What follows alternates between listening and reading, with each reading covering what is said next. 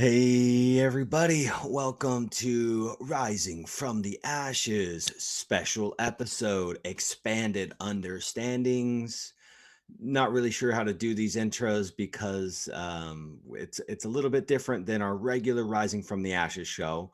And my Patreon personal show is called Expanded Understandings.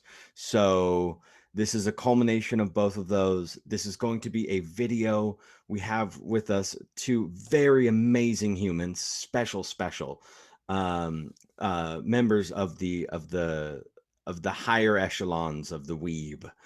And one member today is a member of the famous punk band from the 80s, the Dead Milkmen, Gordy Two Shoes. Uh, and of course, and I hope she doesn't virtually slap me for this rhyme and riddle. But for her intro is definitely last but not least, the ramblin', runin' Rachel, raising the roots of the Yggdrasil tree in the righteous gnosis of that. And today, tonight, forever, and always, we are going to dive deep into the liquid, mercurial understanding of the thick goop of consciousness that is our reality, fractalized and kaleidoscoped, crystallized and magnified through the mainstream media corporate sorcerer overlords. We're going to be talking about all things mirrors. Now, of course, I butchered those names and those intros so we can thus give the true homage. And Gordy is not a member of the Dead Milkmen, but he does like them. And we were just talking about the song Bitch and Camaro. And Gordy, this is a long time overdue, sir. How the fuck are you? I'm fantastic, dude. I'm just really glad this is finally happening, and we're getting a chance to like have. It's kind of like in school when you had like big big groups and like you had big classes and stuff, and but there was like just those. There were a couple of people you didn't get to know because it was a big kind of thing, and you finally got some alone time with them, and like because you wanted to bond, like Yeah. these are cool. I love these. And this is how we, these kind of things and these kind of discussions where we actually go deep and we're not afraid to talk about shit, the real shit, the real, The real. like the like the consciousness. Because I mean, if we're not exploring the deeper issues, like what are we doing here? We're teaching the AI or whatever that's observing this nothing. We need to teach it. If we need have to, if this is happening anyway, it's happening with or without our consent or whatever. We need to be teaching it that, you know what, humans are fucking rad, That's and you right. probably should be paying attention. Oh, it is. It is paying attention. But I agree, like during the weaves, which I love so much, and I've been a part of gratefully a few of them. Um, they are really great, but sometimes it's a lot of humans, a lot of energy. And I always like that you have a really kind of calm demeanor and pace and energy. And we've had a few like one-on-one interactions through there, but I've always enjoyed your energy. And um, I did message you to try to do a one-on-one, but you never hit me back. It's okay. I was crying about it a little bit in my scrying I mirror, told you I but didn't forget. this is divine timing, though, in my opinion. There's um, a lot of beautiful energy and stuff going on this week. Like I don't know if it's astronomically or what, but like something's going on. And over here, I said rambling, ruining Rachel, which I hope wasn't offensive. The word rambling might mean something, but it's your name on my phone after we met up in when I got stranded in Colorado, and I was like, I know one person here, and we met up and went and ventured around the Mile High City, which blew my fucking mind. And how are you doing? I'm doing great. Thank you. And thanks for putting this together because we started having these conversations. We're like, this needs to happen. And I think you're right. I think it is divine timing. If there is something in the ether, I was gonna say the air, but I think it's a little deeper than that. It And, you know, I it think it's a little is. deeper. It is much deeper. So I'm gonna give these beautiful listeners, amazing existers, a little background as to why this did pop up in the mirror realm of reality and why we're posting on this this advanced mirror, the screens, why we're doing it into this other, I'll use the term higher echelon again of technology, through these many years of heightened understanding of alchemical science and things like that. Anyways, it's called the internet, by the way, that long-winded fucking statement of what the fuck I was talking about.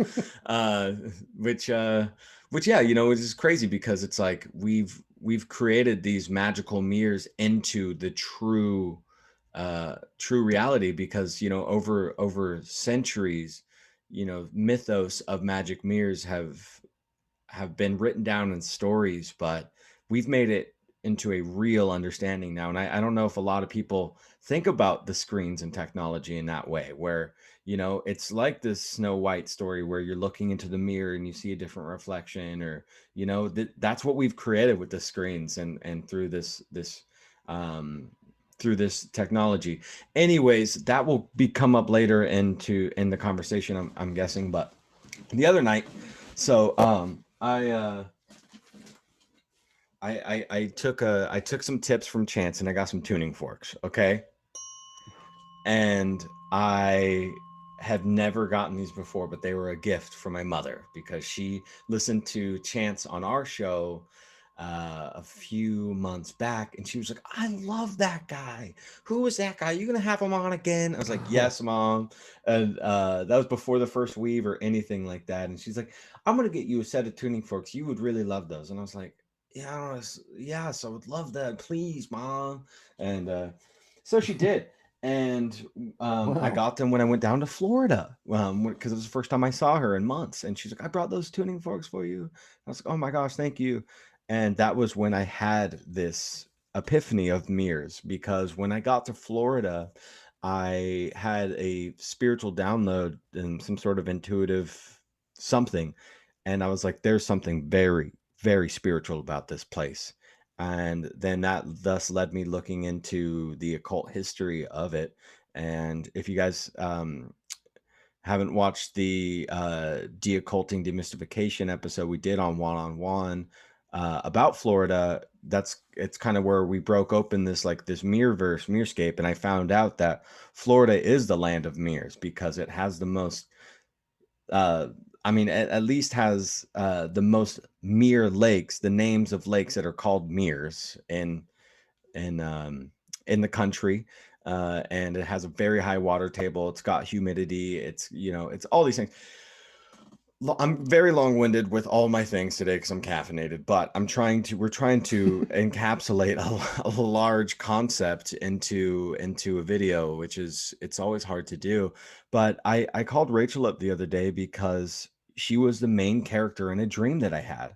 After I used this big tuning fork with the F174 right before I went to bed, and I wasn't in the dream, but it was Rachel in the dream, and I was kind of like a little bug there, like kind of like observing, and it was like this very watery place with alligators, and there was like prisoners involved, and there was an escape, and there was a hierarchical woman, and it was a long dream about trying to escape this realm, this jail, this prison, this something, whatever it was.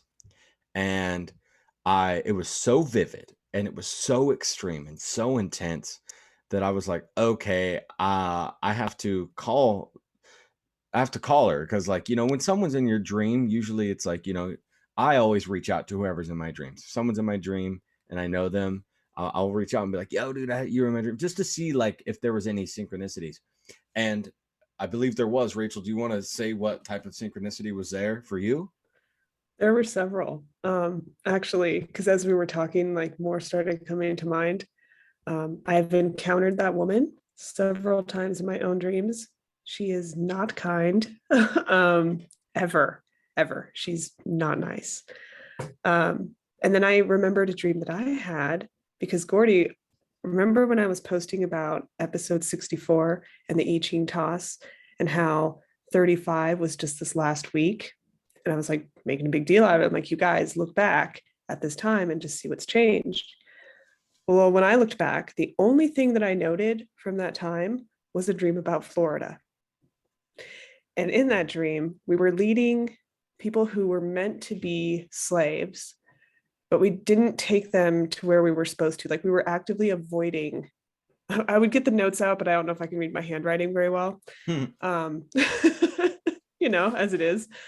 But we were trying to avoid wherever we were taking them, with the intent of setting them free. But we waited a long time to take any chains off. And that was making everybody salty and really, weird about it. Because it's like, if you're going to set us free, then you need to actually do it. It's like, we have to put on the facade first so we can get through this. And, and it was interesting because there was this very old man who was kind of judging me as this character that I was in the dream for that action, and I think a lot of that has to do with, I'm thinking of this now, but that might have to do with the whole truth against the world concept. You don't need to do that facade if you're being the truth, like, don't even, just take the heat, fight the fight. So, but that was definitely one of them. When you're honest, that's the greatest armor. Yeah, right? It really is. Like when you're just truthful about everything, like you're unfuckwithable, like you become ungovernable. And so they at that point, all the slavery like kind of washes off. Yeah. Everybody's free when that Right? happens. Exactly. I'm thinking about that. I've been on this thought of, oh, Roman, I'm sorry, dude. I'm going to take this off on so many weird directions if you're cool with it. Okay. Yes, dude. The mirrors show many reflections, brother. Okay. So I've been thinking about that. Do you know the story of the Inhumans? Like, of course, everything's like Marvel related in my head right now, because that's, we've been doing all that research and stuff.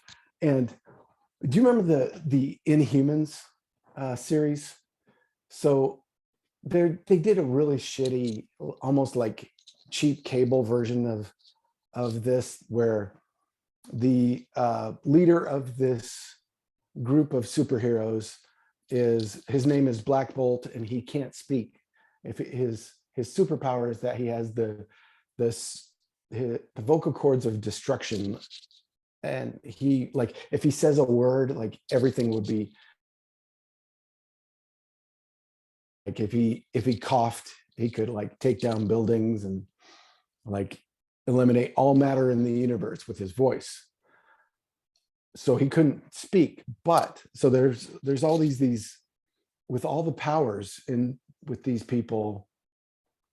They had a ceremony they called Pterogenesis, and it was like it was almost like a shamanic ceremony where they'd take the young person in and they would go through this trial, essentially kind of like the Dune thing with the hands, where there was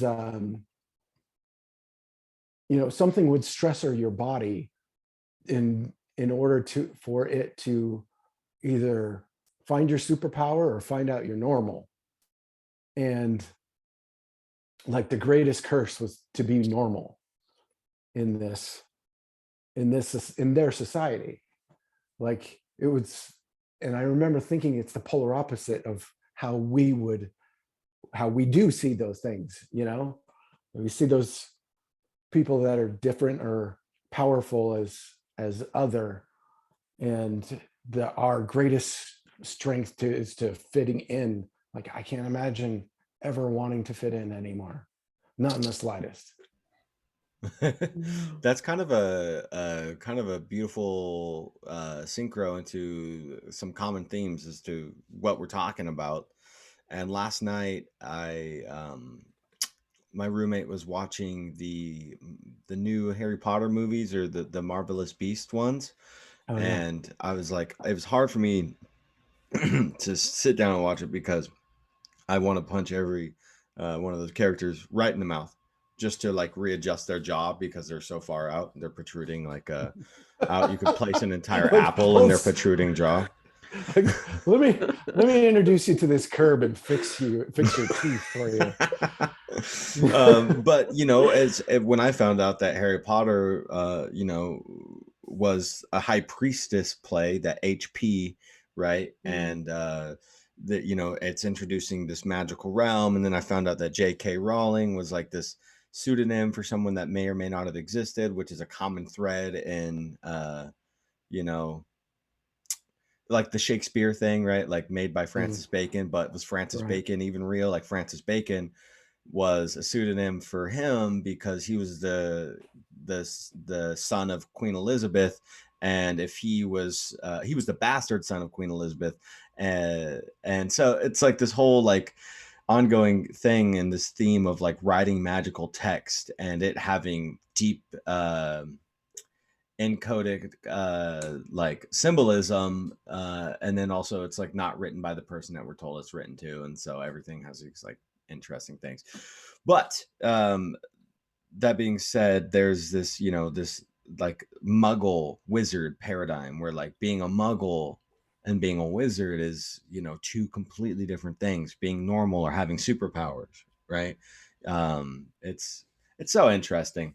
And to touch more on this dream synchro thing, it was crazy. So when I called Rachel and I was just like, have you like, what is the similarity here? Like, is there anything within your realm that has been you know, that shows this? And she's like, yeah, like a Florida, and it was like prisoners involved, and we were like escaping these people, and I was like, dude, that's exactly the theme of what the fuck I just dreamt about last night. And I was not in it, I was just observing, but you were the main character, and you were helping this one guy who was basically a slave into this prison, who was like a servant. There was like prisoners, and then there was people who worked for this woman, right? Like they were slaves, and then there was prisoners. So it's like it was so crazy. And then it had the Florida theme as well.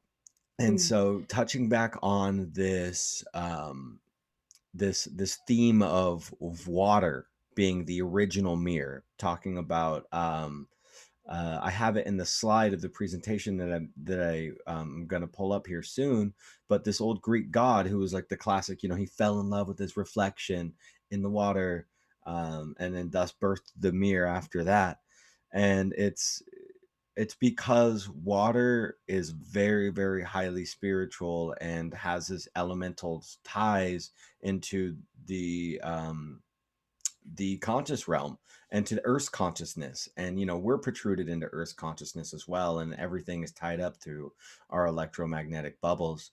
And so Florida is a very spiritual and magical place, and I think it's because of its high water table content and because of the humidity there. And when you have that much water and that much vibration going on and that much high electricity from the sun, you are tapping into something very, very special. And that's why Henry Flagler wanted to basically create the foundation of all of Florida.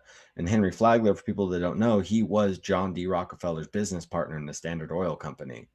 And you know, they had the most money in the world, and he built all these luxurious hotels. One of the hotels that Thomas Edison, actually multiple of his hotels, Thomas Edison came down and installed his light bulbs there into every single room, and it was the first hotel and the first building in the country to have electricity in every single room was in Henry Flagler's hotel in St. Augustine, Florida. And so, you know, there's a lot more history going on there with that. And then you also have the Jekyll Island tie, which was, you know, thus bought by the Rockefellers, which was a very, very sacred ground for indigenous cultures beforehand. And so, you know, there's just so much going on with mirrors and consciousness and water and some sort of mind control ploys, some sort of scrying or some sort of sorceric type of things happening from the top down right now to kind of keep us at bay, if you will, you know, of not digging deeper into this type of magic. And through that, you know, we see that through these movies. And you know, Disney's been showing us that since day one, with Mickey Mouse's head of the three divination circles. Perfect circles. 1, 2, 3. You have the head of Mickey from, and there's an MK in Mickey's name as well.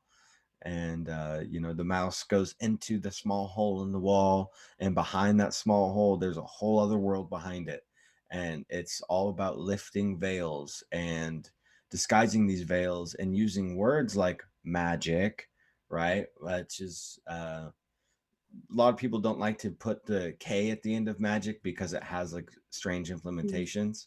But there's MKs all around us, and Disney's full of them. And I'm rambling at this point, but does anybody want to chime in and go and talk a little bit more about this stuff before I pull up the presentation? Sure. Yeah. Oh, I'm sorry. Go ahead. Rachel. No, you go ahead. I was thinking about this recently. I may have said it in the group, but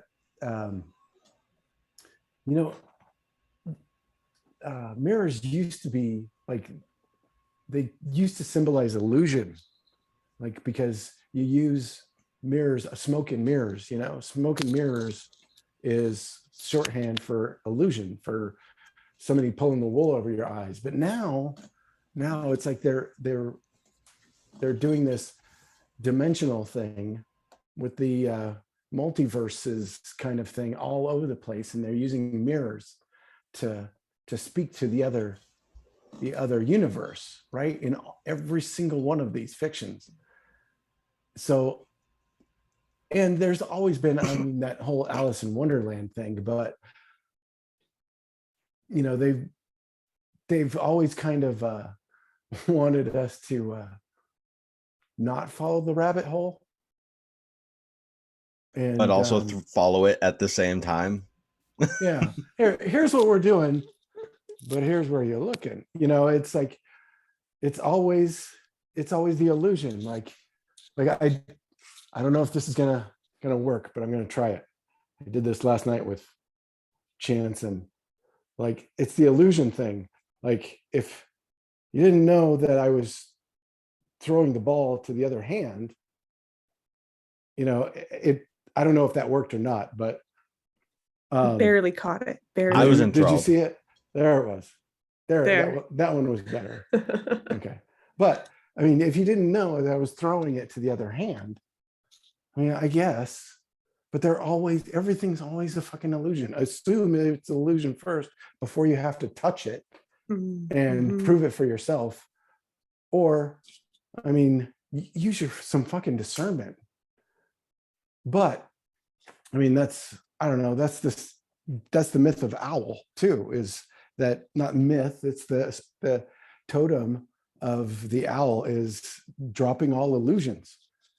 It's one of the big themes in all the native myth with owls as well. Like they're the guy that in Navajo myth, they're the ones that actually come and beat the hell out of the clowns who are eating watermelon drunk in the Kachina, the Hopi Kachina legend. Yeah, because they're telling them the truth. They're telling them the truth about what's wrong with them, and it's making them drop their illusions that they don't have control. Like they have control, so they get back, their own lives. And I just think it's a fascinating thing that owls are showing up every single where, like everywhere. They're at my mom's house the other night. We just saw some more today. These are different ones, different babies. The ones that have nested around my house finally found their baby. Finally found where their tree was, which is pretty cool. Tonight, just found it. So, so for those of you that don't know, Gordy has a very strong connection to a specific family of owls, if I'm not mistaken, and it sounds like through that there is even more connections happening with owls and your family now. Yeah, it's wild. Like my wife is talking to them and they're responding. And a baby just visited my mother's house. And they've been following me around on my walks for, I don't know, 2 years.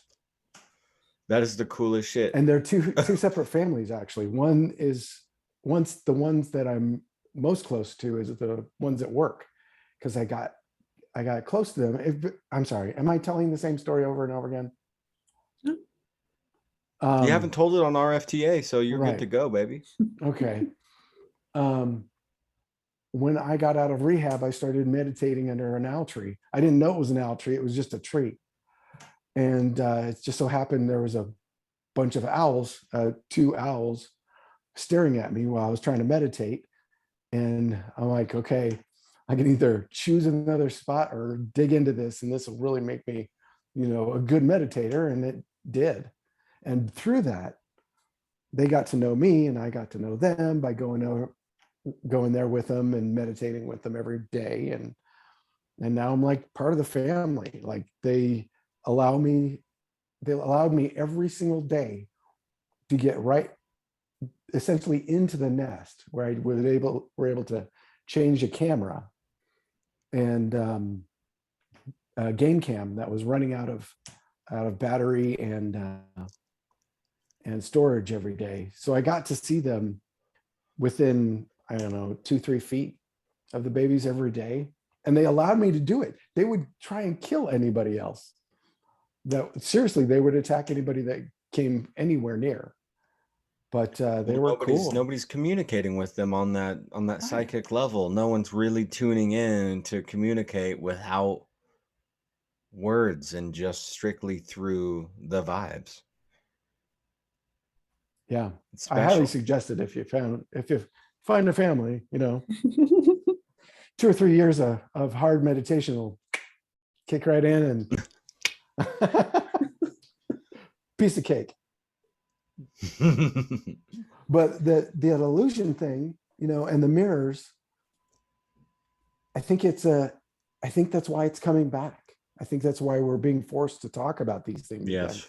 I think you're right. Because we need to get real with essentially everything, and if you're denying that what you're seeing or hearing people talk about in the zeitgeist or whatever, the bullshit, the daily bullshit that people are believing is, and you're not looking deeper into like 5, 10, 20 layers or whatever, because that's what it is. It's an infinite, infinity mirror is named that for a reason, because there's all the layers just go on and on and on. And I feel like that's kind of what the layers of illusion that we're trying to have to start to understand, that once you get through one illusion, there's a whole bunch more. Yes. I'd agree with that. I like that you brought that up too about mirrors, that it's an illusion, because I don't think it's possible to actually see yourself. You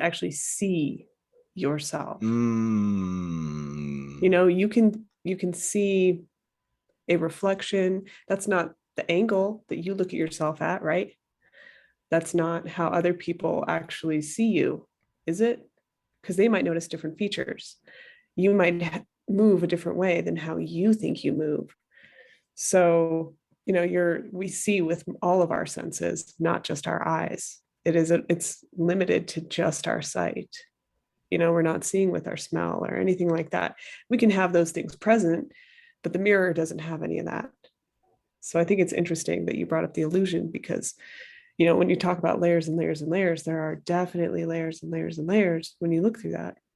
Even today, I was at bar class, and we have, because it's ballet workout, we have these mirrors. And like any good workout, you want to make sure that you're doing things symmetrically so you don't get hurt, or you're watching your posture. But one of the mirrors was off because they're on rollers. And man, that was messing me up. It was just slight, but it was like, whoa, my whole alignment is weird. So, it's pretty powerful. Thing about that too, it's interesting that this is what You go, you go. Well, what's interesting is that they have mirrors going, facing us, and that we're mirrors. There are several stories like that. I think I've brought up Calvin Miller. He's a Christian author. In his short story on Revelation, the Antichrist presents everyone with a mirror. So that and that was like one of the most detrimental, amazing things that I was ever told, was that everyone you meet is a mirror. And that is a trap. I could riff on that for a long time, but it's cool to see that, to see yourself in other people and to see other people in yourself, because we are all essentially one, but it's still skewed. So that's why it's dangerous. But it's interesting that they have us looking at multiverses being, I don't want to say linear, but more on a horizontal plane. Because I do think that each one of us is a multiverse. Your world is so much different than my world, regardless of our perception. And even if I think that you're mirroring me, we're still very different people. I noticed that the twin flame conversation switched in these communities, these love and light communities, into mirrored soul conversations. We're not twin flames, now we're mirrored souls. It's fucking bullshit. It's crazy.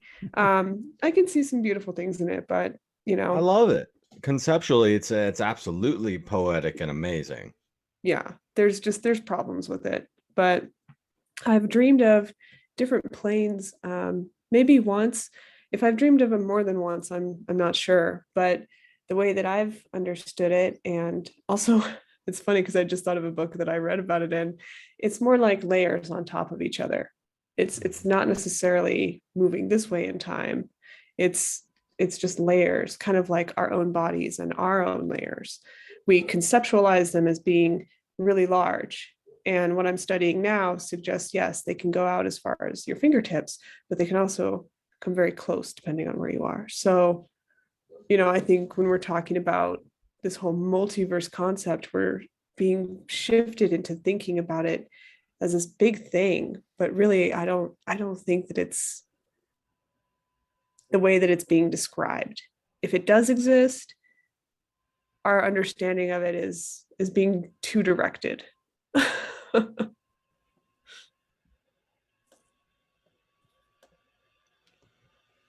But yeah, I did want to throw out a couple, because you mentioned Harry Potter. And the thing with fantasy is that those mirrors do get you into an alchemical mindset. They do actually teach you magic on a certain level. They get you thinking about working with the etheric realms. And there was an author named Piers Anthony who had a book called Out of Phase. Actually, his whole Xanth series is kind of like what Gordy was describing, where everyone has to have a magical ability, and there's a test. And if you don't have a magical ability, you go live in Mundania. Xanth is a land of puns, so it's like that. So half the stories, one of the first stories is a guy who thinks he doesn't have a talent. They call them talents, but they could always be ridiculous. Like, your talent is turning pee different colors, but it's magical. You get to stay. So they're comedy. But in phase, they have two distinct planes, and you have one that's magical and, fantastic. And then you have one that's all robotic and electrical, and they mirror each other exactly. And there's a character who they somehow meet up at the same exact point, location wise, and decide to switch. And because, of course, the story, they get mixed up, but they essentially have to find a meeting point and figure out how to communicate to even get to a meeting point. They're like, well, if I was me on the other side, where would I go? But it just made me think of that. And I think that's an interesting concept too. That's why I tend to think it's more layered it's more intimate than we think it is. Yeah, I don't think anybody really has, a true grip on what it is, because there's always peeling back layers, and there is that infinite mirror, constantly being reflected back. And when I say that, it's like, I don't think anybody has an understanding of what's going on. It's like, well, I that's pretty facetious, but I think we all are always understanding more about the mysteries that are going on, and we're always understanding and uncovering more of the beautiful, mysterious goodness that is reality. And you know, that's why we'll always have content to talk about, because it's always going to deepen, and it will always thicken, and it'll loosen, and it'll congeal, it'll crystallize, it'll, you know, change stasis, and but it'll never be destroyed. It'll always just change. And you know, as long as we're observing, we'll always have beautiful philosophical conversations, and and symbiotic goodness between us all.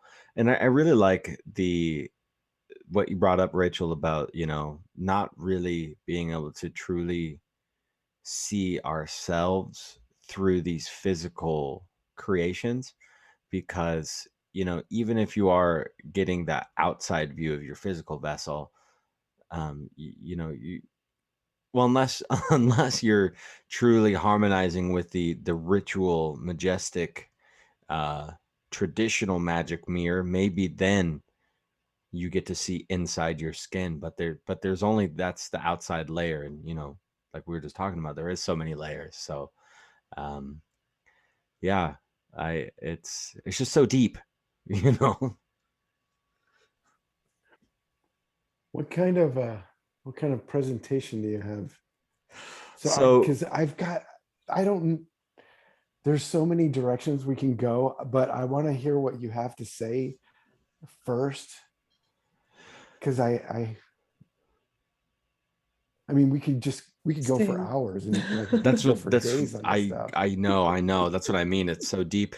So the I just want to give people like a history on mirrors. And so through this, I've collected a bunch of articles and writings um of mirrors throughout history, and then trying to slowly, towards the end of the presentation, bring it back to modernity, and how it you know, colludes with water, and now with our understanding of consciousness and technology, of how, you know, we can use it for psychic abilities and stuff. So I have a bunch of articles. I think it'd be really cool to alternate reading them if you guys are down. um it only if you want to.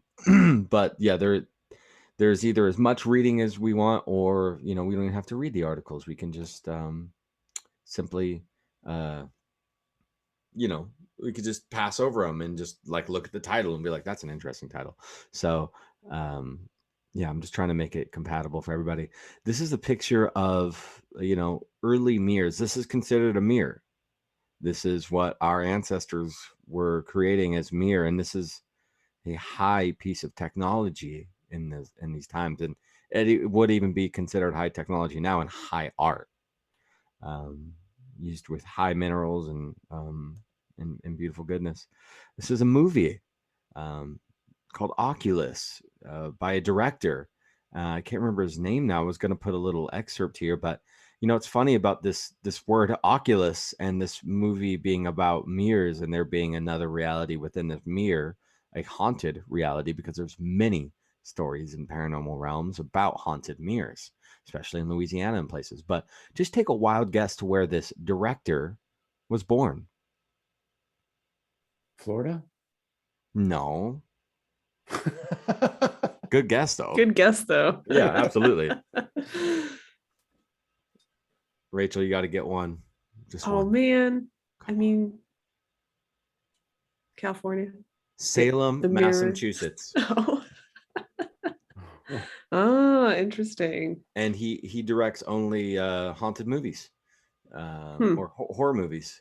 It's really interesting. I found this when I was just looking up mirror stuff, you know, and yeah, so this is, you know, one of the many movies portraying mirrors as having this alternate reality within them. And I found it, you know, it's like I was trying to look up more stuff, but I started finding the director. I was like, okay, I got to find out more about this director. And you know, I found out he was born in Salem, Massachusetts, which is, you know, home of like the witch trials, right? You know, and so I thought that was just kind of interesting. Some hermetic alchemical art. Yeah, so I have hyperlinks here embedded throughout the presentation, and so I wanted to start off with the high priestess writing of the magi of the mirror. And by high priestess, I do in fact mean Helena Blavatsky. This is an excerpt from her in 1883. An excellent magic mirror, one of the many kinds of divination glass or magic mirror that have been devised. The one described by a theosophical brother in the following note is among the best. It has the advantage over a goblet of water and other shining objects, that the eye of the gazer is not fatigued by a large body of white rays. While it possesses most of the good qualities of the ancient concave black mirror of the East, we recommend a trial of it to those who are investigating this most interesting field of conscious clairvoyance. If a carafesi is not available, a clean, round, smooth inkstand filled with ink will do. It is always difficult for beginners to distinguish between subjective mind pictures seen by the untrained seer or seeress and actual reflections of the akasa or astral light. Only long practice makes perfect. Without saying whether that our friend's wife did see her mirror had or had not much importance, it will suffice to give the general assurance of every member of our society who earnestly makes researches in every lawful branch of occult science has the chance of help from not only chelas, but those who are higher than they, provided that they are themselves living the life described in Hints on Esoteric Theosophy. Experimenters must, however, always avoid excessive taxation of the nervous system. A clairvoyant or psychometer should never be forced to see longer than they feel good for them, nor what is distasteful. Violation of this rule may entail the most serious consequences. Yeah, so that's just a small So what, excerpt. Oh, go ahead. Go ahead. Yes. what she's describing is scrying. I was gonna say. She doesn't use that word, but that's exactly what she's describing. And did you guys hear me talking about the psychomantium on the last? Thank you. I Thank feel you. like I did. Okay, Huge part of so the spiritual movement. And I just really quick before I let you describe the psychomantium, Henry Flagler, who I brought up earlier. If people can't find any occult ties between one of the richest men in the world partners with John D. Rockefeller, his wife, Alice Shroud Flagler, was a huge part of the spiritual movement. And on the fourth floor of the Ponce de Leon Hotel was built a huge psychomantium full of mirrors. no kidding. And that's all I'll say. Of course, and so this is in St. Augustine. Yes. Really Incredibly interesting. haunted building. So just really quick, Ida Alice Shroud was part of the spiritual movement in New York, where it was originally birthed here in America, and she was just kind of kind of a weirdo. But she was not the maid, sorry, she was the nurse to Henry Flagler's first wife while she was dying and sick. And they actually got married shortly afterwards. She was a failed actress, so she went into nursing, but she was incredibly spiritual and then found the spiritualist movement that was happening and booming at that time. And then she married Henry Flagler, who, like I said, was John D. Rockefeller's business partner in the Standard Oil Company. Okay. So one of the richest men in the world. And so she married him. And then they moved to Florida, where he basically, this is a whole thing, but he established Daytona Beach, St. Augustine, Miami, Palm Springs, or Palm Beach, and all these places. And she spent most of her time in a sanatorium because a lot of people are saying she was crazy because she would have these visions of being married to the Tsar of Russia when she would go into trances from doing Ouija board practices, psychomantium practices, and doing heavy spiritualistic practices. And this was in Florida, where her, I'm guessing, psychic attunity was heightened because it's a very spiritual land down there. Um, and then you're playing with these very uh, ancient technologies, and then people around you can't really understand. But if you look at just these heightened hotels that were built by Flagler, and he sent his archaeologists, or no, sorry, he sent his architects to the schools, these high art schools that you need to be initiated to get into the Beaux Arts schools and the Beaux architecture schools of Europe. Just to build these hotels. They were brothers that had an architectural firm, and he said, "You know what? Why don't you guys go over to Europe to the Beaux Arts School and learn everything there is about antiquated architecture, and then build me these buildings with no limitation on fundage." And Mm. I want it to have high spires. I want it to have orbs on tops of the spires. I want it to collect ether energy, basically. I want it to have a rotunda where Henry Flagler was later brought after his death in Palm Springs. He was brought all the way back up to St. Augustine, where they did a ritualistic, Baroque, festival style funeral for him in the rotunda, where all the doors and windows are supposed to be open, because the story is and Rachel, this kind of ties into that huge building with the gold dome, the Capitol building in Denver, where you're at. Mm-hmm. So I found out what a lot of practices are with these rotundas and what they were doing over in Europe, and it's a very ancient practice. So the spirit whirls in circles, right, and it moves in spirals, and so you see this with John McCain was a really big high politician that that did a ceremony like this. He was brought to multiple rotundas, and so what they do is they put a casket right in the middle. It's on a black box in the middle of the rotunda, and they have all the doors and windows open so the spirits can move freely. And what's supposed to happen is the spirit is supposed to whirl, and then it shoots up through the spire on top of the dome, and then into the heavens, or the ether, right? The high heavens. But Henry Flagler, during his rotunda thing, the doors slammed shut in the middle of his funeral, and then his casket supposedly had flipped upside down. And then the service was interrupted. Everybody was so scared that they left. And later that night, the janitor was, cleaning the floors and found a tile with a face of the supposed Henry Flagler in this small tile on the floor. And I interviewed a bunch of students there, because now it's a liberal arts college for women. Well, now it's open up to all sexes, but at one point it was an only women's liberal art college, which is funny because Henry Flagler was in fact a I don't know if he was a womanizer, but he had three different wives, and they were all sick and died. So let's just say that all of his wives died at a young age. Mm. And so while Ida Alice Shroud was in a psychomantium, oh no, sorry, maybe she was stuck in a psychomantium. While she was in the sanatorium, um, he had mistresses, and one of these mistresses that were also doing practices on the fourth floor, which is actually shut off at the Ponce de Leon Hotel, which is a private college, by the way. You can't get up there. I tried. They have high security at this college. Um, Oh. but Ida Alice Shroud was coming back from the mental institution, and he locked his mistress in the fourth floor room where the psychomantiums were, What? where they were holding seances, Oh, and she hung herself. That floor is shut off to students. no joke. Students have seen the hanging woman.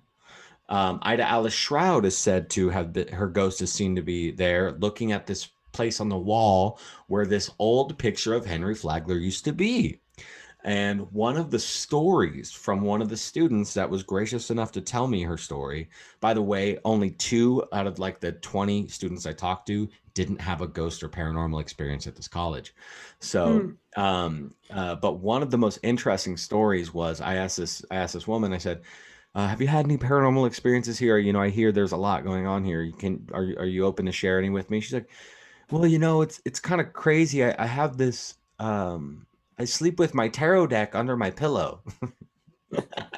I was Oh, like, good. okay. I was like, okay. She was like, I heard scratching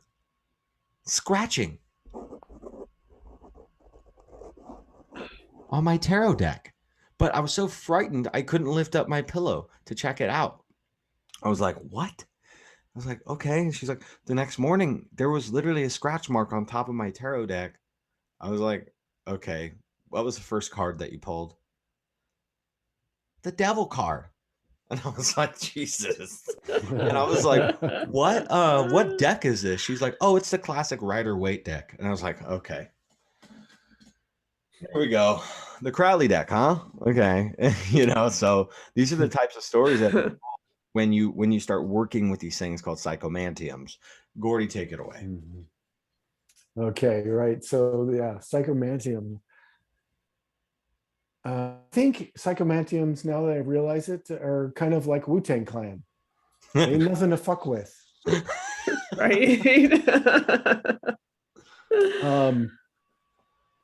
So a psychomantium it's a bunch of mirrors, and all the mirrors make a box, a cube. Typically, the way I originally read about it many years ago was that you build a room essentially with a chair in the center, and you could do it as big as you want. Like they would do seances, make whole rooms where so all of your surfaces reflect against each other, whatever the shape is. It all has to reflect against each other. Like the ceiling has to reflect the floor, the side has to reflect, that kind of thing. But the trick is there's no light coming in. So everything you're seeing is that you're experiencing is in here, right? So, but the way they use it is to kind of get into the idea that spirits come through mirrors. So when you meditate in a room, I might do it with a group if they were people I'd trusted, but I've come close to meditating in a black room with mirrors reflecting on four sides, and got a little weirded out. So, in doing all six, like I could see it like driving somebody crazy pretty quickly, because you start to see lights in your eyes. That's what I started to see, was lights. And then I'm like, you know what? I don't know that I know what I'm doing enough here, and I need to stop. So Smart man. So I That's think interesting. that somebody, being locked in there and hanging themselves, I could see that happening. Yeah, you might open yourself up for possession if you don't already have a Klingon. Sure. Because I've been in some situations where I'll see something else out of the corner of my eye. Like I'll be sitting next to a person, but then who I'm seeing is not them. If that makes sense. So if you're in a room full of mirrors, and let's say you have something clinging on to you, it's very likely that you will see that.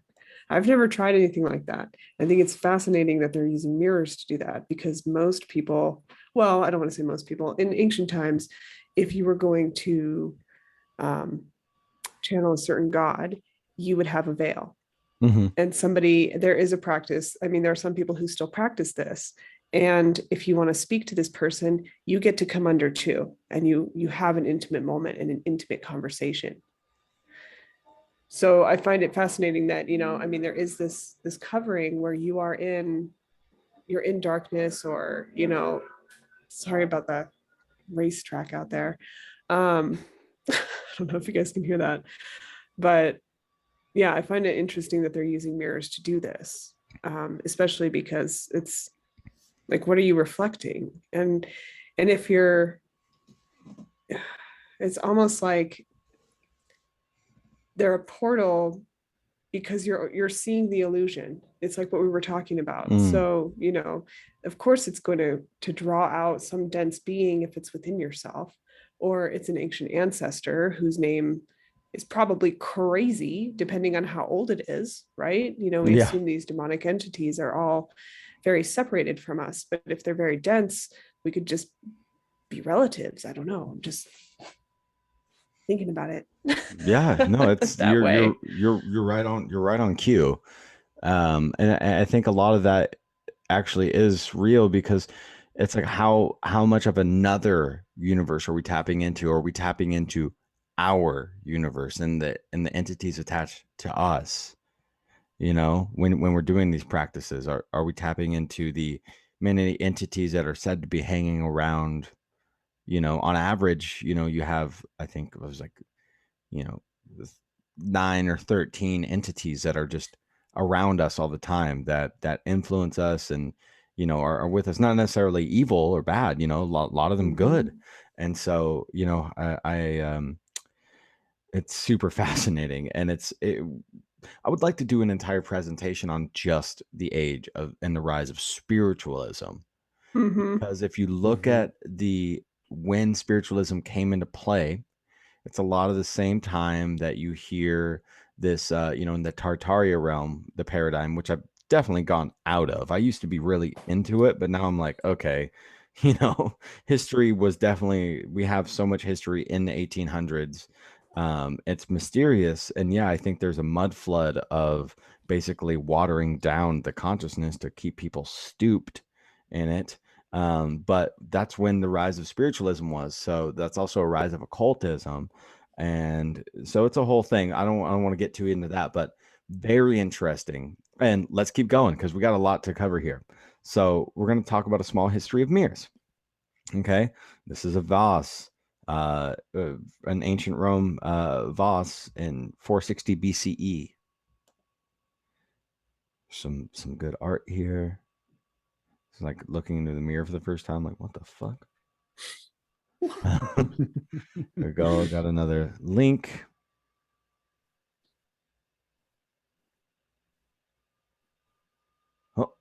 Oh, I guess I linked the presentation. What a dummy. Okay. Goodness. My God, Canva's cool. So let's start off with, in history, historically speaking, the very first mirrors that we have are in ancient China. This is a video, so I hope that the audio works for everybody. It's also 6 minutes. I hope that's okay with you guys. Hi, it's Mike Chen. There are those among us that seek to find proof that our ancient ancestors possessed advanced knowledge and technology that equal, if not surpass, the things we know and are able to do in modern times. And among the strangest objects in the world that seem to serve as evidence of advanced ancient knowledge are the so-called magic mirrors of the Far East. These are, of course, not mirrors that compliments people and tell them that they're the fairest in all the land. So what exactly are these magic mirrors? Well, the Chinese and the Japanese of ancient times were owners and makers of precious and rare mirrors that are made of solid bronze, but at the same time can seemingly and magically let light shine through them. The Chinese refer to these artifacts as mirrors, which are permeable to light. In the Western world, of course, they came to be simply known as magic mirrors. And since their introduction to the West, these rare magical mirrors have baffled scientists for many years. The front of a magic mirror was made of cast bronze and is generally circular in shape, with size of about 15 to 20 centimeters in diameter. The polished surface of the bronze of the mirror's front side functioned normally as a mirror, since it can produce a faithful reflection of the objects in front of them. The back of the mirror, on the other hand, was decorated with various characters and patterns. On the reverse surface, there is usually a modeled drawing or carvings that can be landscape featuring trees, water, birds, or animals, or they can contain inscriptions and perhaps even a figure of Buddha. In many conditions of lighting, when a magic mirror is held in the hand, they appear to be perfectly normal mirrors. However, the magic happens when the mirror is held in bright sunlight. When an especially bright beam of light is reflected off a magic mirror and onto a clear surface, its reflecting surface can be seen through. Hence, it becomes possible to inspect the written character or patterns on the back of the mirror from the reflection cast onto, let's say, a dark wall. It is as if the solid bronze had become transparent, making this luminous effect one of the most unexpected and most captivating captivating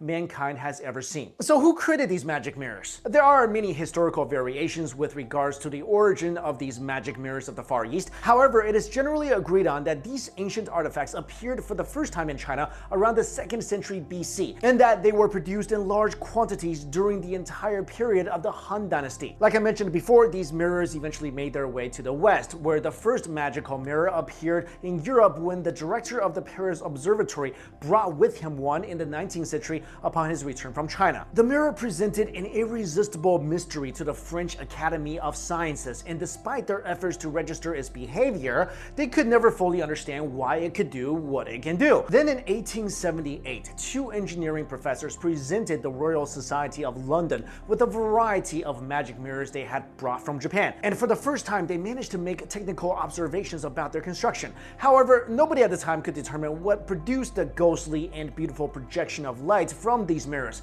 giving the impression that the solid mirror is transparent in some way when it should not be the case. So for many centuries, the supposed mystery behind these ancient mirrors left scientists and collectors perplexed, and they labeled the abilities of these mirrors as impossible optical illusions and therefore magical. So what is the magic behind these mirrors? Well, Western scientists began their examination of the magic mirrors from the Far East back in 1832, but their efforts did not produce desired results right away. Even in the East, it seemed the knowledge of how to intentionally recreate these magic mirrors were elusive. That's because about 1200 years ago, the secret to constructing magic mirrors was recorded in an ancient Chinese text titled The Record of Ancient Mirrors. The book supposedly contains the secrets of these enigmatic objects and their constructions. It described the method of crafting solid bronze mirrors with decorations, written characters, or patterns on the reverse side in such a way that they could cast a reflection of these images or inscriptions on a nearby surface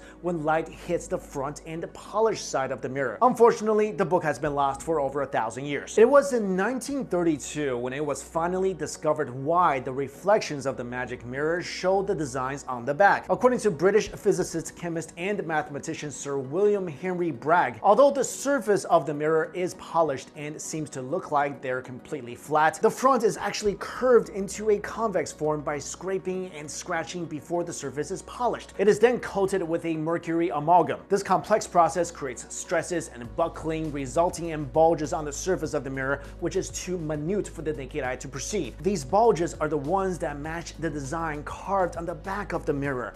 And so, when the mirror reflected bright light or sunbeam against a dark wall, the effect reproduces the patterns in a magnified manner as if they were passing through solid bronze by way of these light beams. It is impossible to note, however, that while this method explains the creation of a Chinese or Han magical mirror, it is not the same method that is applied in making a Japanese magic mirror, as the optical properties of the images produced by the two types of mirror were not made by the same process. Moreover, unlike the rare Chinese models, there are many Japanese magic mirrors around the world, probably because in ancient Japan, mirrors were considered precious items that were carefully taken care of. So today, it is rumored that Yamamoto Akihisa is the last manufacturer of magic mirrors in Japan. And when the Kyoto Journal interviewed him, the artisan explained part of his technique in making these mirrors, which he revealed that he had to learn from his father, who also learned from his father, and so on over several generations. Even now, our generation is just starting to learn about these magic mirrors, and there are actually a lot of things we do not know about these ancient artifacts. And perhaps we may never really know the true meaning behind these magic mirrors because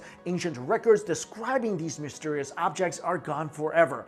Nevertheless, it cannot be denied that these ancient magic mirrors in China and Japan are already a part of the magical history of mankind for being undoubtedly one of the strangest objects in the world. Alright guys, I hope you enjoyed this video. Thank you all so much for watching. I'll see you later. Yeah, so That's cool. isn't that fascinating cool. stuff? I just texted Jim Maiden to ask him about what he knows about Chinese bronze magic mirrors.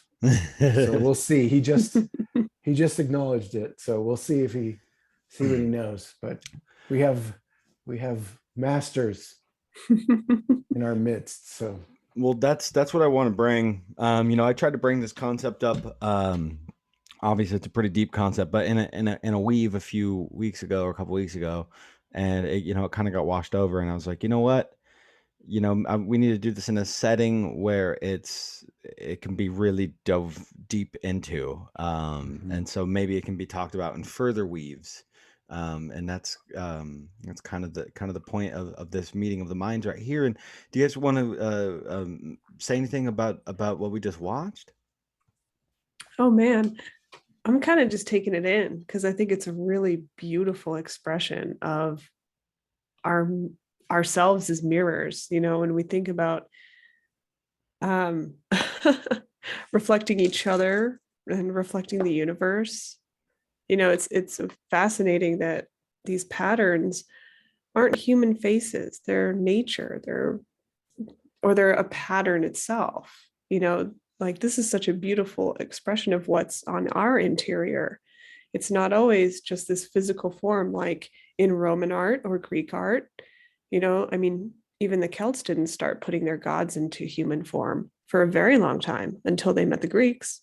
So our concept of spirit and God and connection was through all these other modalities. I was reminded of this worship song that we sang in Tucson, and some of the lyrics are, "I see myself in your eyes."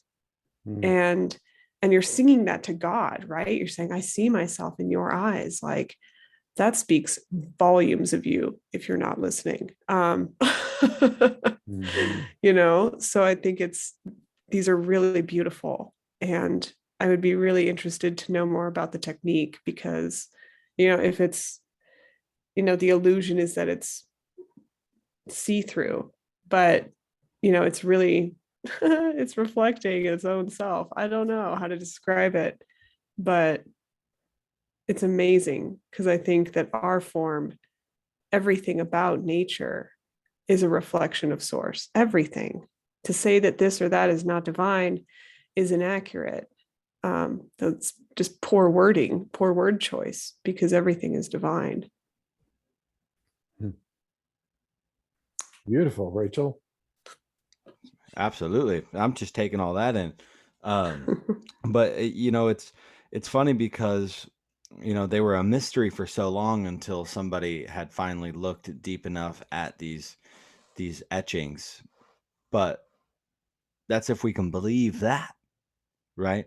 If we can believe this one, the British scientist Henry Bragg that brought that up. So but then even then again, the books about them have been lost to history. So it's up for us to really interpret it how we want to, and to have those and what it means to us, because it's so beautiful that I'm encapsulated by the fine high arts of the ancient Eastern mystics, which is what everything tails off of. I say it time and time again, and that's just my perspective, but the ancient Vedas and the Eastern mystics are what are the roots of Western esotericism and occultism. It's just beautiful. Here's some baby butts and holding mirrors for mama there. In ancient Greece, magic mirrors were featured in many myths. The story of Narcissus tells of a god looking into a mirror and falling in love with his own reflection. Archimedes used a mirror in warfare to set ships ablaze in 212 BC. The ancient Egyptians made mirrors of copper.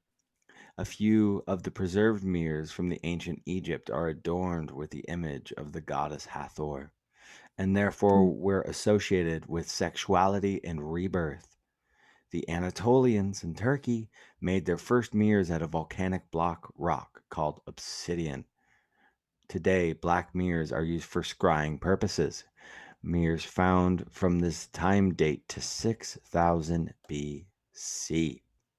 In both ancient Greece and the Roman Empire, reflected images were thought to hold mysterious powers.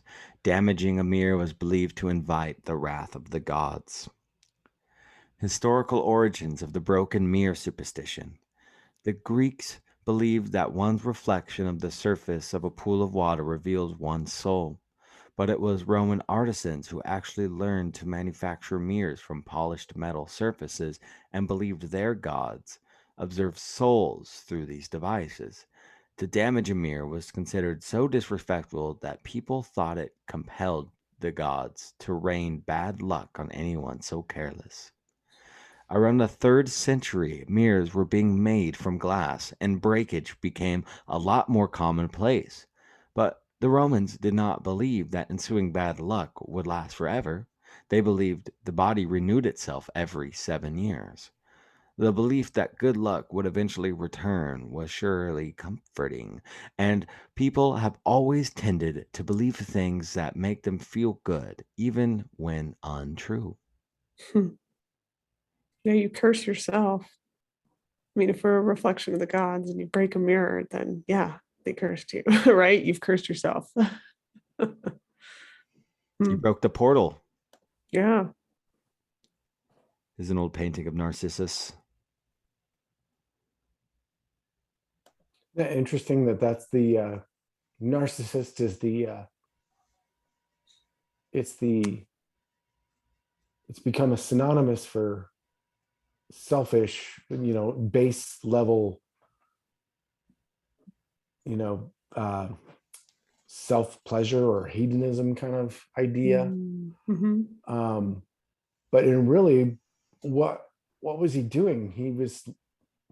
Maybe he was looking into the God inside himself, and that's why he fell in love. I don't know. Yeah, I was bringing that up in a few chats that Gemini isn't just about togetherness of, opposites. It's about that separation. It's about recognizing other.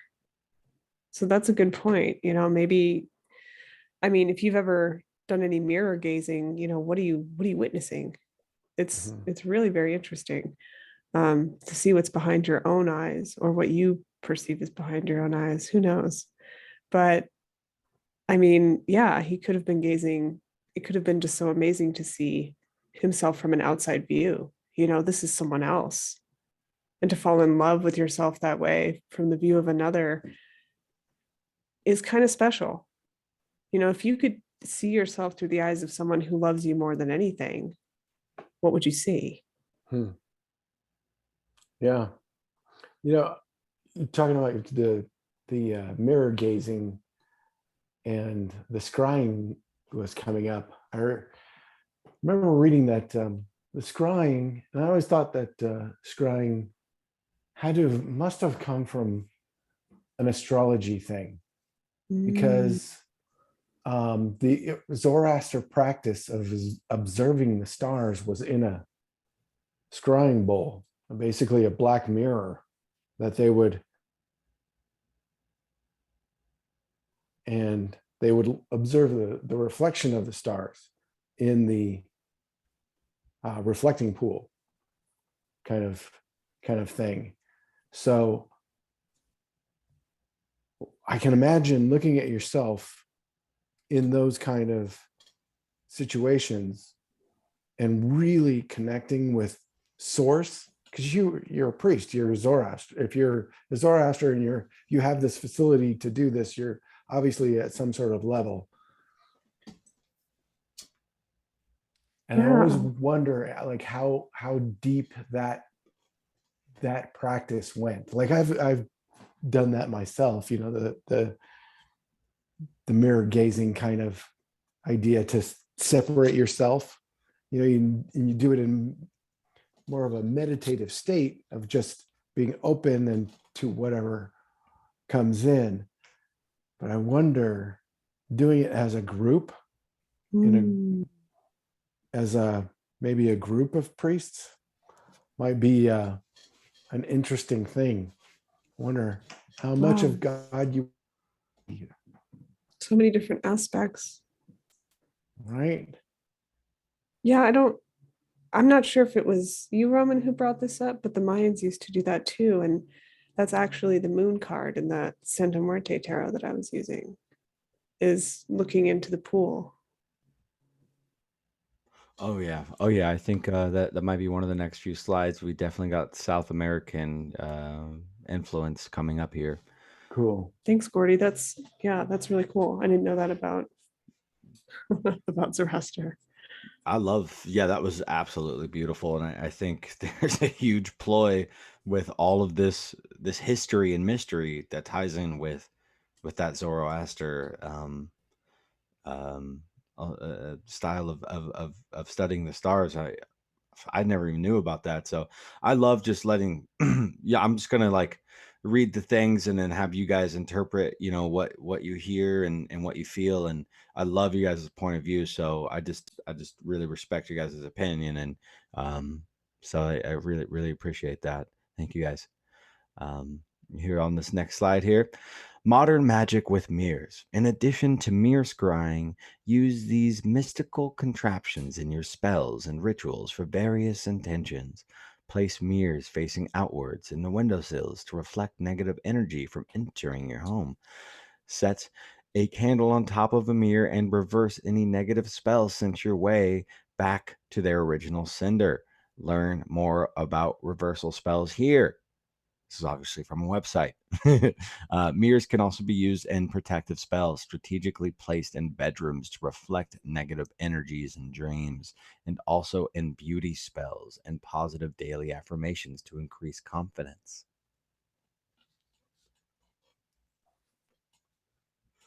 So Yeah, I used that's to put sticky notes on my mirror for that reason.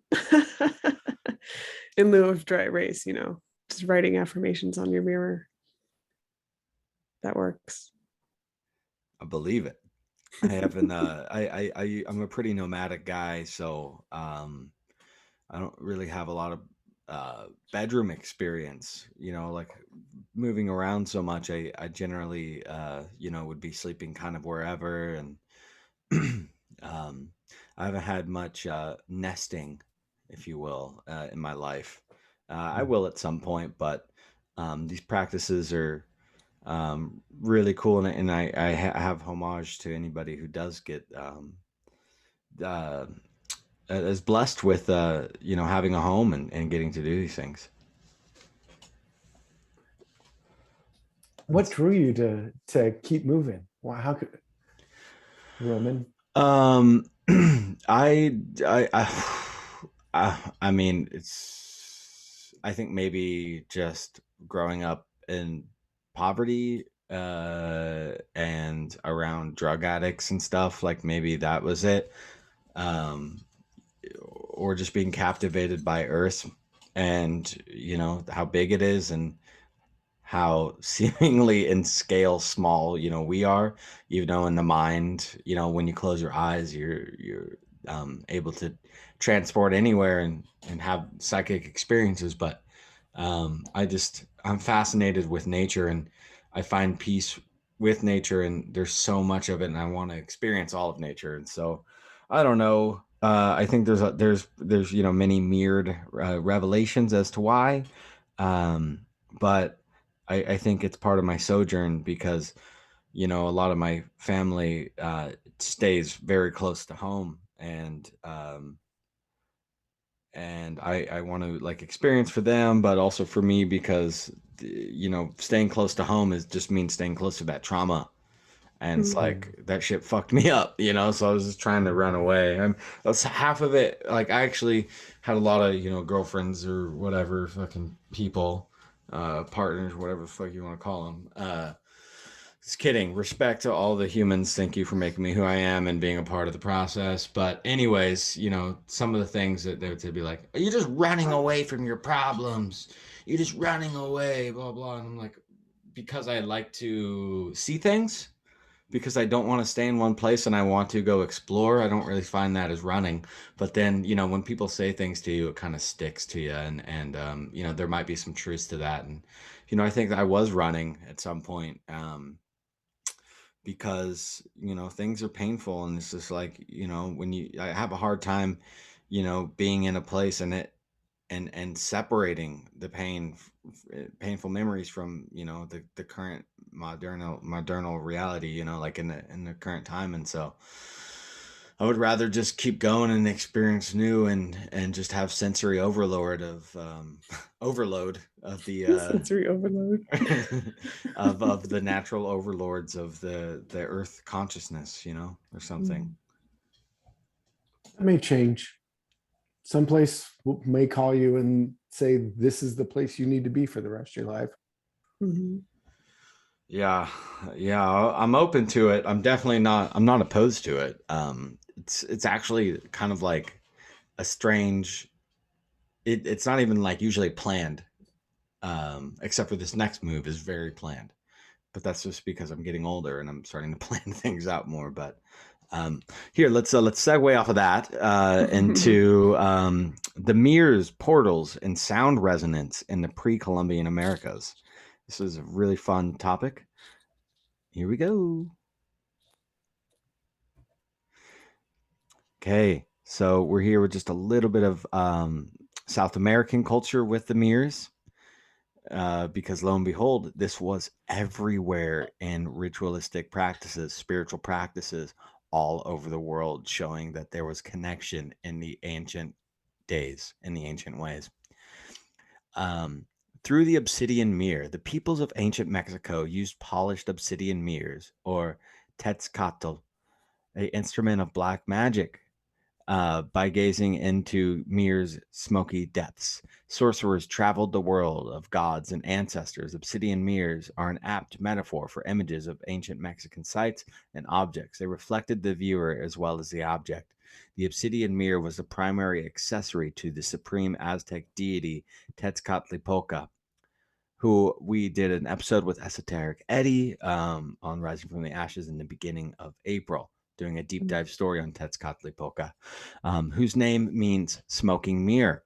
He is often depicted with an obsidian mirror on his chest in his headdress or replacing his right foot.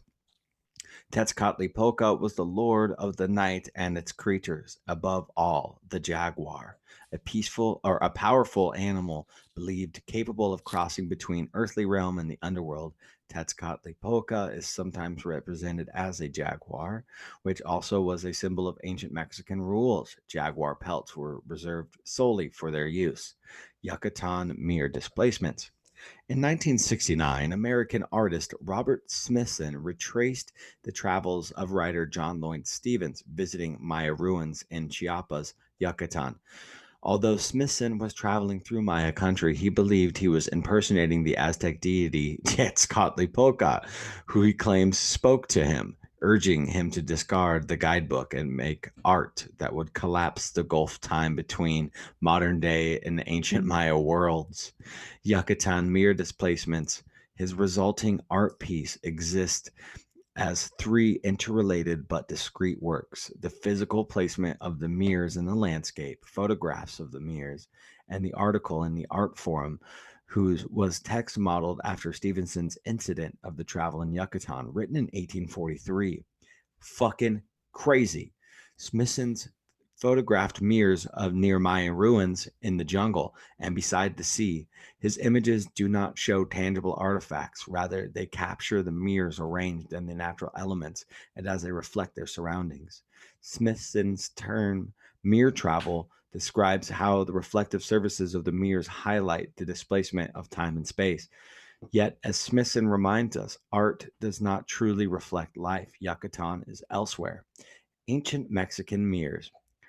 Auguste Jeannin, a Mexican collector of French descent, assembled a large collection of pre-Columbian objects in Mexico City at the turn of the 20th century.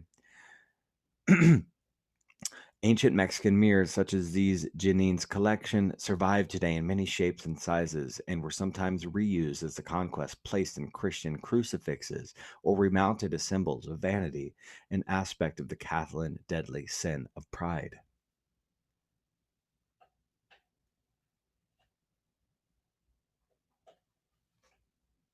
Yep. Definitely had mirrors in ancient Mexico. Super cool. And you said the god's name is, what was it called? Tezcatlipoca. And it means smoked mirror. Smoky mirrors. Yeah, he's I highly recommend people go listen to the episode with Esoteric Eddie. He gives this really beautiful story of Tezcatlipoca in the ancient world, and yeah, he was a high priestess, high god of that time, and yeah, I guess the name means smoking mirrors. Isn't that interesting? Where that term may come from? Hmm. Yeah, that is fascinating. And I want to hear the rest of this, but I think I can bring this around to, it just keeps reminding me of jinn. And they say that Mm-hmm. jinn can enter the world through mirrors, and that whole jinn being described as smokeless fire. Mm-hmm. Fuck yeah. Yeah, I think, well, that's so fascinating too, because you're talking about ancient Vedic gods, right? But this is talking about ancient Mexican gods or ancient pre-Columbian, South American gods. Look how Mhm. far apart they are, separated by these waters, supposedly. That's so fascinating to find Well, those connections. there's lots of colonial. Um, I remember reading these colonial stories about people seeing spirits of smoke or whatever in the forests, and the Indians of the Northeast would talk about it as well. And I can't remember what they called them, but I mean, they're describing the same thing of jinn. Yes. Yeah, it's definitely an archetype entity of sorts. I have never witnessed it. But even in, I guess, like a modern sense, I think Stephen King has written about the kind of like energy, ghostly aspect of the smoke. I guess even like even Casper is kind of smoky, right? Like there's like this smoke aspect to the ghost or paranormal stuff. Which brings me back to the mirrors and illusion, because Pepper's ghost Smoke and is mirrors. is what smoke and mirrors is supposedly named after, was the trick. It's called Pepper's ghost, and it's a trick of a mirror with that stage illusionists would do, um, where there would be a mirror. I think it's the mirror on the side, or it's tilted somehow and reflecting onto a piece of gauze or something else that was on the stage but clearly wasn't a person there, and it would create this illusion of a person there with mirror and gauze, and that, or smoke. They would use actual smoke, like from the old stage vaudeville types. They have candles, Mm. and so you could use a smoke bomb or something smoky, maybe incense or something, and that mirror would project that image right into it, basically creating a hologram in front of people. Fucking fascinating, right? Like seeing all these that's almost kind of like a form of syncretism, I guess, maybe in a way, like the taking the aspect of like the smoky mirror god of Tezcatlipoca and then tying it into later, taking smoke and mirrors and stacking the culture and using it as like an illusion stage play. It reminds me of syncretism, because if there's anything modern world is good at is like stacking cultures and things, and Yeah, maybe and without taking paying regular homage. take Say it Um, again. I lost you there. oh no. Uh-oh. Go ahead, Rachel. What you got, baby? Uh, so it made me think of the Four Agreements, which I haven't read all of them, but it begins There's only with four. the smoky mirror. I know there's only four. I'm such a slacker. I've probably read them at some point, but not recently. But the smoky mirror in that context, what the author translates that as, is a name for the student of medicine. And Wow. yeah, so this kind of ties into what I was saying before about seeing, if you're surrounded by these other mirrors, then it may be a way for you to be seeing subtle layers. Shaman can see these subtle layers. This is what they practice. So students of medicine practice seeing these other layers. This is when we see these people in power practicing dark magics and things like that, they're basically abusing medicine. Yeah, Toltec. So it totally ties into some of these cultures, and that's essentially what some of this stuff was used for. But I mean, there's an account in this book that I'm reading about seeing negative entities coming around during the healing process.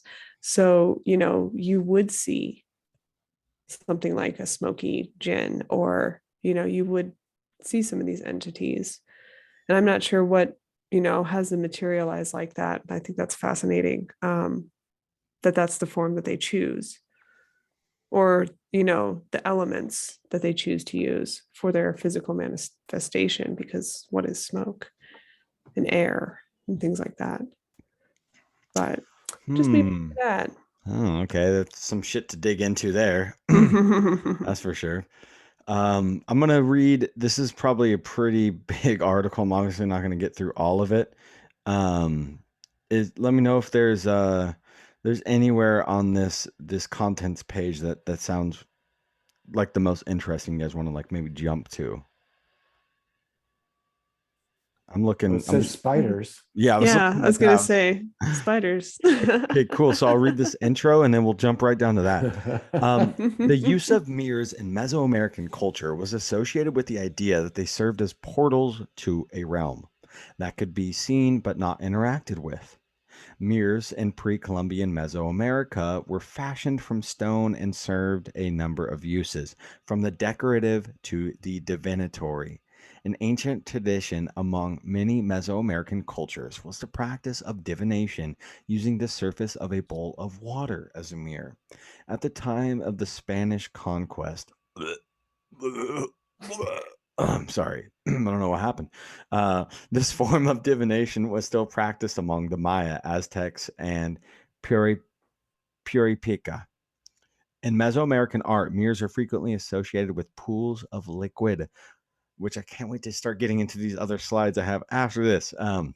Anyways, this liquid was likely to have been water. Early mirrors were fashioned with a single piece of iron ore polished to produce a highly reflective surface. By the classic period, mosaic mirrors were being produced from a variety of ores, allowing the construction of larger mirrors. Mosaic pyrite mirrors were crafted along the large parts of Mesoamerica in the classic period, particularly at Teotihuacan and throughout the Maya region. Pyrite degrades with time to leave little more than a stain on the mirror and back by the time it is excavated. This has led to the frequent misidentification of pyrite mirror backs as paint palettes, painted disc, or pot lids. Okay, let's jump down here to eyes and faces and then spiders. Representations of mirrors in an art from classic period Teotihuacan and Guatemalan's Pacific coastal region depict the mirror face using a glyph in the form of a reptile's eye. The meaning, which is not clear, the ringed eyes of the central Mexican rain god may have been represented mirrors from representations of the Teotihuacan in the classic period right through to the Aztecs at the time of the Spanish contact. In the Historia General de las Cosas de Nueva España, the Nahuatl word Tetzcatl is used to refer both the eye and the mirrors. The association existed among the Maya. The Tzotzil Maya phrase Nensat is used for the pupil or the eye and means literally the mirror of the face or the mirror of the eye. The association of mirrors with eyes may derive from the highly reflective eyes of the jaguar. Hello, Tetzcatlipoca. Mirror stones were used to represent eyes in sculptures from many Mesoamerican cultures. Spiders. From the classic period, mirrors began to associate with spider webs. Fucking what? Perhaps due to the network of lines on the surface of the mosaic mirrors that developed at that time, imagery associating mirrors with spiders and their webs is relatively frequently encountered at Teotihuacan. Fuck that up right there. Sorry. The association of mirrors with spiders continued right up to the post-classic and beyond with a polished gold Mixtec mirror taking the form of a spider. The modern Huichol still associate mirrors with spider webs. Who are these people's humans? Oh, it's not going. Sun. Mirrors have been identified with the sun in Mesoamerica in the pre-classic period when the Olmecs associated the two. The Maya maintained the same association throughout classic period, and the relationship between mirrors and the sun has persisted into modern times. In the Sierra Totonac, the Mexican of Mexico, referring to the sun espejo sol, mirror sun. In the post-classic period, the turquoise mirrors of the Toltecs and Aztecs represented the sun. And there's so much here, guys. You guys can definitely check out this. But yeah, what's your guys' takeaway on that? Wow. I like the mirror eye thing. You know, that's something that's in our culture that we say. Eyes are the mirror to the soul. Yes. Yes. Look where it comes from. Look how much insight we're pulling away from the ancient ones of Mesoamerica. Yeah, I imagine it's very affirming, even for them. You know, it's like the most mundane magic. Yeah. Right? You look in the mirror, you say an affirmation, you put that into yourself. You see that in yourself. So it's a good, I mean, I imagine these people might have been practicing that, and it could have been very commonplace. I mean, that's the funny thing about mundane magic. It's not really mundane, but it's very powerful. Wow. Yeah. It's doing the spell on yourself and recreating yourself. As you're looking at yourself, you're recreating how you are perceiving yourself. That's the mundane magic is being changed in you as you're doing it. So that's pretty cool. That just an affirmation said to yourself in a mirror. You say it enough times, you're going to believe it. Or summon an entity as like another practice, right? You could create your own egregore. Yep. Or a tulpa, depending on how you talk to yourself. And a classic thing to not do while on entheogenics or psychedelics is to look in the mirror. Did it anyway. Whoops. Yeah. Like it was fascinating. I was like, huh, okay. I liked what I saw. It was all right. I saw my heart beating for the first time. I've never noticed the shake, the pump on your chest that happens from your heart beating, and my heart rate was probably accelerated. But like for me, I saw my heart beating, and then I thought like something was inside me, and people had to calm me down because I thought things were like inside my body. Well, there are things inside your body. Well, you're probably correct, but that would be freaky to be aware of instantly. Yeah. Like, oh, there's fauna in here. Yeah, I looked like a cat. I was like, huh, this is interesting. Wow. Yeah, I was like, huh. So this leads into something that I definitely want to get into is dreams as mirrors, right? Because our dreams mirror our lives and our lives mirror our dreams, don't they? It's the whole kind of reason why I wanted this to go down is and kind of the reason why we're giving this, like, I guess now it's pretty long history of mirrors, was to kind of give more of an idea about consciousness as a mirror and dreams as a mirror of consciousness and reality itself, mirrored reality. Yeah. Yeah, it's a fascinating tool to use for that purpose and to consciously use it and to see what you can use it for. you can explore with it, and then you start getting creative. You're like, well, maybe I can see this, and maybe I can see that. It's like, yeah, so like there's at some point I did want to make this, pretty clear that there's these physical mirrors that we're talking about, but there's Mhm. also at the same time the non quote unquote physical mirrors that is, the creativity, the consciousness, the realm of wonder, this spiritual realm. And you get to create things in that, just like you get to create the manifestations, and you get to egregorically create them. When you look into a mirror, the mirrors are made from us, they're made from a creation, a thought form in the mind, the physical mirror, that is. And you're mirroring a creation. When you make something, you're mirroring your mind, and you're mirroring your imagination by bringing it into the physical world. So it's like the infinite mirror thing, it's just reflecting itself over and over and over again, on the physical Mhm. plane, but also in the conscious plane. Yeah, you can mirror frequencies too. Oh, Um, that's the vibe. right? Right? There are people who mirror frequencies. Oh, also We get maybe all kinds of scary. That's called crazy art. sorceries. That's called sorcery too, also. Well, Or perfect pitch. Or there perfect you pitch. go. Yeah, so there's the light and there's the light and the shadow of it, right? Hmm. Oh, wow. This right here is, it's obviously like a representation photo, but since we're on the Mesoamerica, they have found pools of liquid mercury underneath pyramids in Mexico. Right. And so this is underneath the pyramid of Quetzalcoatl, who's the feathered serpent.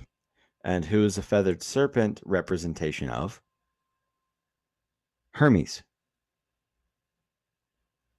Thoth. It's also been utilized as the Christ too. Exactly.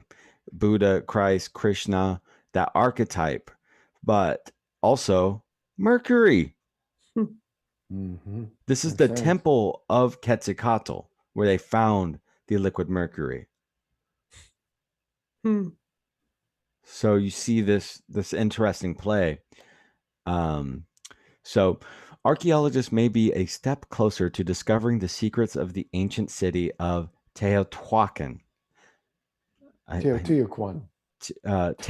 Thank you. I was like, thank you. Teotihuacan.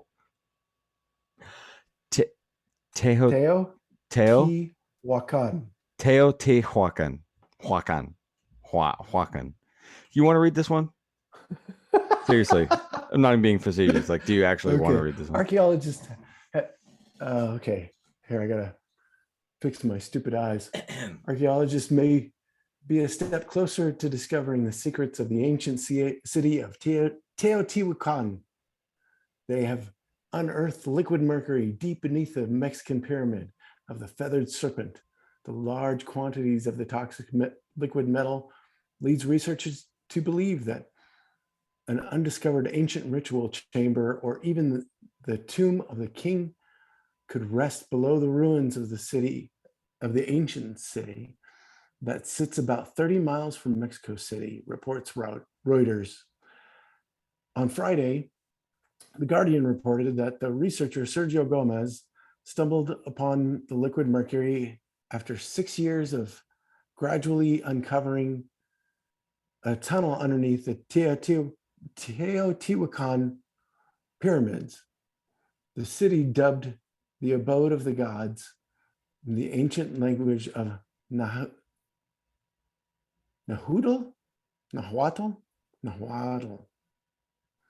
was once the nucleus of an empire. About 20,000 people are thought to have lived there between 100 and 700 AD until its residents mysteriously hightailed it away. That's an interesting choice of words. Hightailed it. They done hightailed it away. An RUNNOFT. The city remained largely intact, but which is unknown about its people, how life flourished there, and who was the seat of the power. Also unknown is whether power was passed down through a dynasty or if the ruler was an overlord. Mm. Or maybe Tetzcatli opened up the Mirrorverse in his chest that he was said to have. This kind of is the reason I was bringing all this stuff up, is because I think there's an ancient link that we're missing when we look up these ancient myths and stories into the mirrors. I think there's Mm. an semblance of resonance, sound resonance, and Mm. frequency that needed to get tapped into in order to really use the magic of the mirrors, right? Because when you look at ancient Vedics or Eastern, South Asian cultures, and Mesoamerican as well, they have sound towers, they have bells, and they have frequency and sound resonance. It's a large part of activating the aura and expanding and shaking and vibrating Mhm. the realm and the veil. And when you shake and vibrate the realm and the veil, you're then able to access more and have maybe different type of entity experiences and such. Um, there is Rudolf Steiner, who's a theosophist, famous theosophist, and in one of his books, he discussed this interesting fact, or I'm going to say topic, not fact, just to not, if it can piss anybody off, I guess. But that metal itself, on Earth, in its material state, was softer. Hard metals were often softer, and other metals were just generally liquid. Interesting. Yeah, this is something we talked about the other day about, kind of consciousness and the crystalline body. Was that part of this Mhm. conversation? We Well, talked about that's that recently. I think it is inevitably, because our consciousness, like what I think you're getting at it very much so, is that it is a physical form as well as a mental or conscious form, and it can have these material stasis shifts where it Mhm. can be a liquid. It can be, in many of my like poems, I like to like write like weird goopy poems. I call them goopy because I'll use words that are like different material states of those words, you know, like calling the conscious goop, or like the viscous state flow of your conscious noodle seeping out of your earlobes, that kind of thing. And basically describing things as like fun liquids. Um, but that's what I feel like, when you are doing mental alchemy, you're basically contorting the material states of consciousness. Mhm. Mhm. Yeah, that was what we were talking about, because it was fascinating to me that, while they're telling us to become more etheric and escape the body, they're telling us also that we're becoming more crystalline, that we're getting more solid, we're becoming more resonant. So it's interesting to hear polarity, but understand a union. It's like, well, you're going to be more resonant if you're more crystalline. You're going to be able to house more spirit and, reflect that into the world if you're in that state, right? Hypothetically, Yeah, yeah, not being an absolutely. alchemist. You're right though, because crystal holds information, and well, as does liquid, but they Hmm. they transfer it differently. Hmm. So they have different uses. And I think the earth, what Rudolf Steiner was kind of bringing up, to go back to that, is, it's, they are still the same energetically, or, they're still the same material, though they change their form, it doesn't necessarily uh, dampen down the true nature of it, though it's changing. Everything is changing. It's a constant change. And so, it's how we form it, I guess. I don't know. It's so deep. I really having it's No, nuts. I love this though. Like this is the thing that we keep coming back to, is the vibration and the hertz, like Mm. the actual, yeah, there you go. Do it. the actual vibration. See, Romeo, I don't know if you know about my conspiratorium group, but we do the Mystic Bible on Monday nights. That's right here. And So cool. No, I speaking don't. I of didn't even know getting about that. getting wordy, this guy, the guy that Rachel and I have been going through it for, what are we, chapter 12, kind of, because we end up talking not about it ever. Mhm. It But just opens up doors. yeah, it opens up doors to a fantastic discussion. But and you know, it's open to anybody if you want to come in on Monday nights and talk Talk my ass off. talk your ass off and talk about, you know, I mean, you don't even have to read it. It's great fodder for great discussion. But one of the big things that he talks about is the Holy Shabd. And the Holy Shabd is this mystics term. And I think it kind of has a Hindu base, but I'm not exactly sure. But the Holy Shabd is what spoke the world into existence. It's the actual logos, and the logos is an actual word, an actual sound, and an actual vibration. And this actual vibration is what we can use to create as well, which is kind of what we're doing now. I mean, we're speaking these ideas into existence. And this act of speaking is putting a vibration out there that might create something else, you know, give somebody else an idea of something else, and create all sorts of creations. So as we're doing this act publicly, we are in the act of creation. And I think taking that in some sort of ritualistic thing like this always brings me back to why did all these cultures all over the world have a throat singing tradition? Like every single one of them, everyone that has a shamanistic bent to their whatever cultural religion they have, like the Polynesians and the Tuvans. The Tuvans are the famous ones because they're the ones that do the poly notes, because they can sing two notes at the same time. That's so crazy. So there's Yeah, that is nuts. but all the other traditions have them too. They're in not just in Mongolia, but they're in South America and all sorts of different shamanic. The Nordics use a throat singing as well, but I think that's been purposely taken away from us. And we see those. I wasn't ever exposed to throat singing until I went to a Bella Fleck concert, where they had these guys from Tuva open up for them. And it blew my mind. I mean, these guys are singing two notes at the same time with one breath. And they're singing a bass note and a melody on top of it. What? And it's complex. So you know? wild. And it's the wildest thing to witness.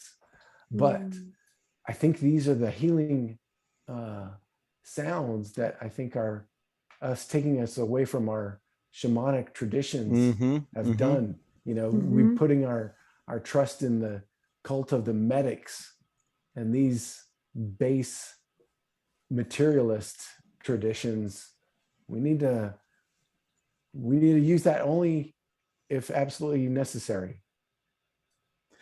Yeah. But now it's enthralled into everything. If you have an issue, you know, consult this indoctrinated physician so you can, you know, have some fucking sort of oil-based pharmaceuticals shoved down your fucking non-vibrating throat chakra. It's like there's so many blockages here, like constantly. It's fucking nuts. You guys ready for another video? Yaru. This is gonna tie together that pyramid of Quetzalcoatl over to another tying into ancient Asia. You guys ready? Let's do it. It's only minute 52, so.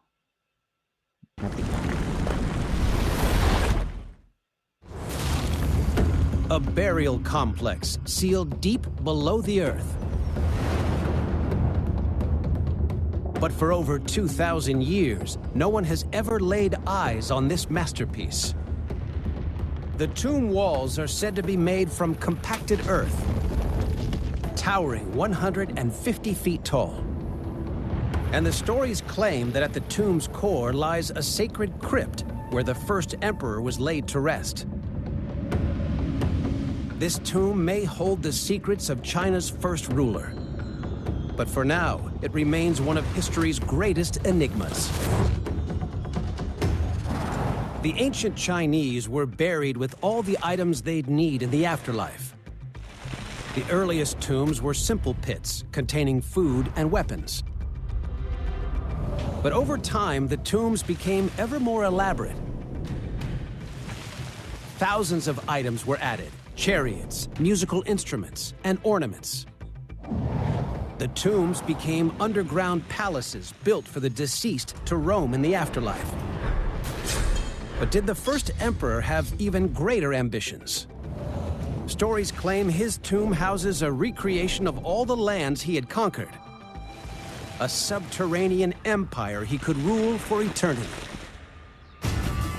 These ancient legends describe the first emperor's tomb as a monument of unmatched extravagance, filled with underground treasures, including a giant map of his empire crossed with rivers of flowing mercury. But is this bizarre legend true?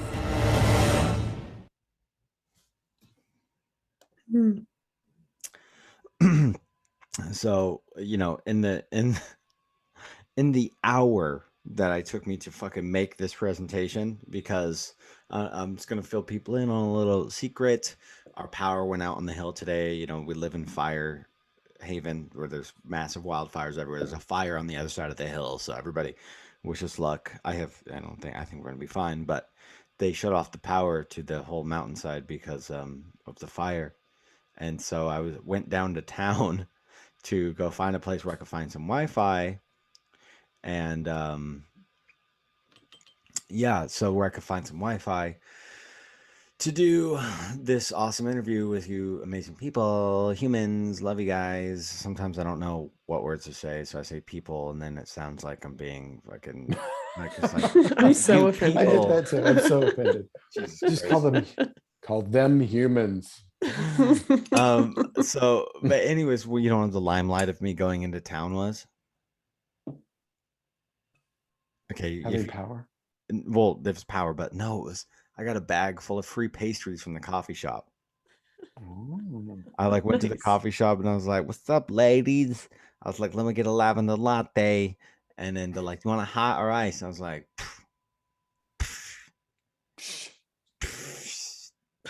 Obviously. Ice, please. And then, you know, I was chatting with them and I was like, "Where's a good place to do a podcast? Like, I need to do it." And they're like, "It's Friday night." And I'm like, "Oh shit, can't go to a bar, brewery, or anything." So, and then we started chatting and then they're like, "Do you want some pastries? We have to throw them away at the end of every night." And I was like, "You're blowing my mind right now. Why do you have to throw them away at the end of every night?" And they gave me a bag full of like chocolate croissants and jam biscuits and all these beautiful things. So, and then I got in my car and Score. my roommate called me and he's like, "Hey, power's back on." I was like, just got down into town. I was like, and first of all, it takes like a half an hour to get off the hill. So, anyways, at this time it was 6:30. So I'm like running back home, and then I was just like, shit, I should just make a presentation. And so I threw all the stuff together, and it's seeming to be cohesive though. So I'm really glad about that. So I have another video that's from Ancient Aliens. Are you guys okay with that? Am I going to be offended if I have to watch Giorgio Tsoukalos' hair? Yes. I think I'll survive. I think I'll be all right. I Okay. think I'll be okay. Okay. Well, here we go. We got another video And it ties into these pyramids and the mercury and everything. Teotihuacan, Mexico. Hmm. For 6 years, Mexican close, archaeologist Teotihuacan. Sergio Gomez has been performing an excavation of the ancient city's third largest pyramid, the Pyramid of Quetzalcoatl, which dates back to the 2nd century AD. Gomez has uncovered numerous relics in the course of his excavation, but on this date, he discovered something completely unexpected in a chamber below the pyramid: large quantities of liquid mercury. You wouldn't want to put mercury down there just for the heck of it, because if you get too close to it or too involved with it, it's going to kill you. Mercury is an extremely rare and conductive element that today is used primarily in electronics and automobiles. So the presence of this dangerous substance below an ancient Aztec pyramid has puzzled scientists. But ancient astronaut theorists believe the mercury found at this temple, a temple built to honor Quetzalcoatl, the feathered serpent that came down from the sky, may have a direct connection to the beings the Aztecs referred to as their gods. Now, liquid mercury was not only found in Teotihuacan. According to old Indian texts, liquid mercury was one part of the propulsion system which the extraterrestrials used for their flying machines. There are many legends that the Nazis themselves actually went through these Sanskrit texts in order to help them develop their own flying craft technology. What we know from the leaked German scientific reports is that apparently if you subject mercury to a very high level of electrostatic charge and then rotate it, you get a gravitational thrust which allows you to create inertial force that can counteract the normal force of gravity. So the idea that we have references to mercury in a chamber of the feathered serpent, one has to ask the question, what was this feathered serpent? According to the ancient astronaut theory, we are talking about physical craft that at some point were misinterpreted as living creatures. Could this incredible discovery of liquid mercury provide further proof that the feathered serpent was actually a spacecraft? Ancient astronaut theorists believe another toxic tomb may help answer this question. Shanxi Province, China. Here, buried deep under a hill, lies Emperor Qin Shi Huang, undisturbed for more than 2,000 years. His tomb is best known for the discovery of thousands of terracotta warriors, but much of the massive underground structure has not yet been excavated due to high levels of mercury. Writings from the time of Emperor Qin, 2nd century BC, told us that this guy was buried in a tomb that had a scale model of China inside of it, with flowing rivers of mercury moving around the cities that were built in scale models. Curiously, much like the Aztec story of Quetzalcoatl coming down from the sky, the Chinese say the ancestor of Qin Shi Huang, the Yellow Emperor, descended from the heavens on a dragon. According to some mythological accounts, the Yellow Emperor was riding around on a dragon when he saw the people of Earth in need, and so he descended from the heavens to help them. According to Chinese myth, after ruling for 100 years, the Yellow Emperor called for the return of the dragon. 70 different people from his own staff all got on board this dragon and flew away. The dragon is said to travel vast distances in short periods of time. So the Yellow Dragon does appear to be a very large spacecraft traveling at extraordinary speed, and all of the events that I'm describing to you actually did take place in physical, tangible reality. Liquid mercury is such an obscure substance. So how do we account for both the ancient Aztecs and the Chinese creating rivers of mercury in the tombs of some of their greatest figures, unless they know the hidden secrets of this substance, hidden secrets that were taught to them by extraterrestrials? Is it possible that the Aztec story of a flying feathered serpent and the Chinese story of a dragon coming down from the sky are both describing alien spacecraft? And is this why liquid mercury has been found in tombs both in Mexico and China. Did ancient aliens really help to shape our history? Did they leave behind a secret code? Yeah. So, I mean, obviously, super fascinating, right? And the reason why I found it relevant to put this in here is because mirrors at one time were used with mercury. I didn't know that. Not that long ago. I think even Oh, wait, ones from the 20s were made with okay. mercury, right? And we looked at some of these other mirrors that we talked about earlier, and they were made with bronze and different metals and things, but they could have very well been used in part with some of these ceremonial practices, potentially. I mean, obviously, Ancient Aliens literally brings everything to be about spaceships, but they still have good content. I mean, like all of that can be true without it being aliens. Like so first of all, I don't understand why it always goes there, but at any rate, that's the gimmick of the show. But everything they're talking about, so they even brushed over a torsion engine, which actually is something that I kind of have some interest in. Did you notice that part where they're talking about the spinning engine with the mercury? Yep. So that's actually how Bob Lazar describes the torsion engine that they were re-engineering from.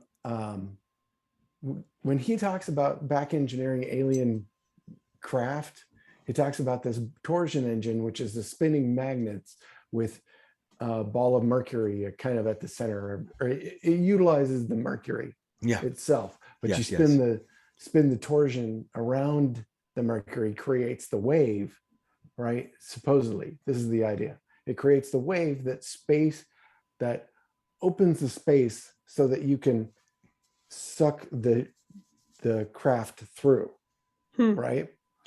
So in the idea that this torsion wave, so I'm just going to say my theory about it. This torsion wave opens up space in front of it. And if you guys watch the last Spiders, the UFOs that I think that I videoed, I definitely videoed them. I think they're a torsion drive machine that are spitting, they're kind of sucking into space is what's happening, is they're opening up a space and the ship itself is being sucked through. And if that is the case of how this torsion engine works, basically that's just opening time portals also. Because if you're opening space, what else is there to do it into time? Like it's all right there. If you can open space, you're opening time. And so I'm thinking that what maybe they have back engineered is something from a previous time, maybe the Toltecs or the Vedas. Because if you go, that little pin that Georgios Tsoukalos has on his lapel there every single time is from a Veda, which is the Indian flying machines, right? The Vimanas. The Vimanas, thank you, from the Vedic text.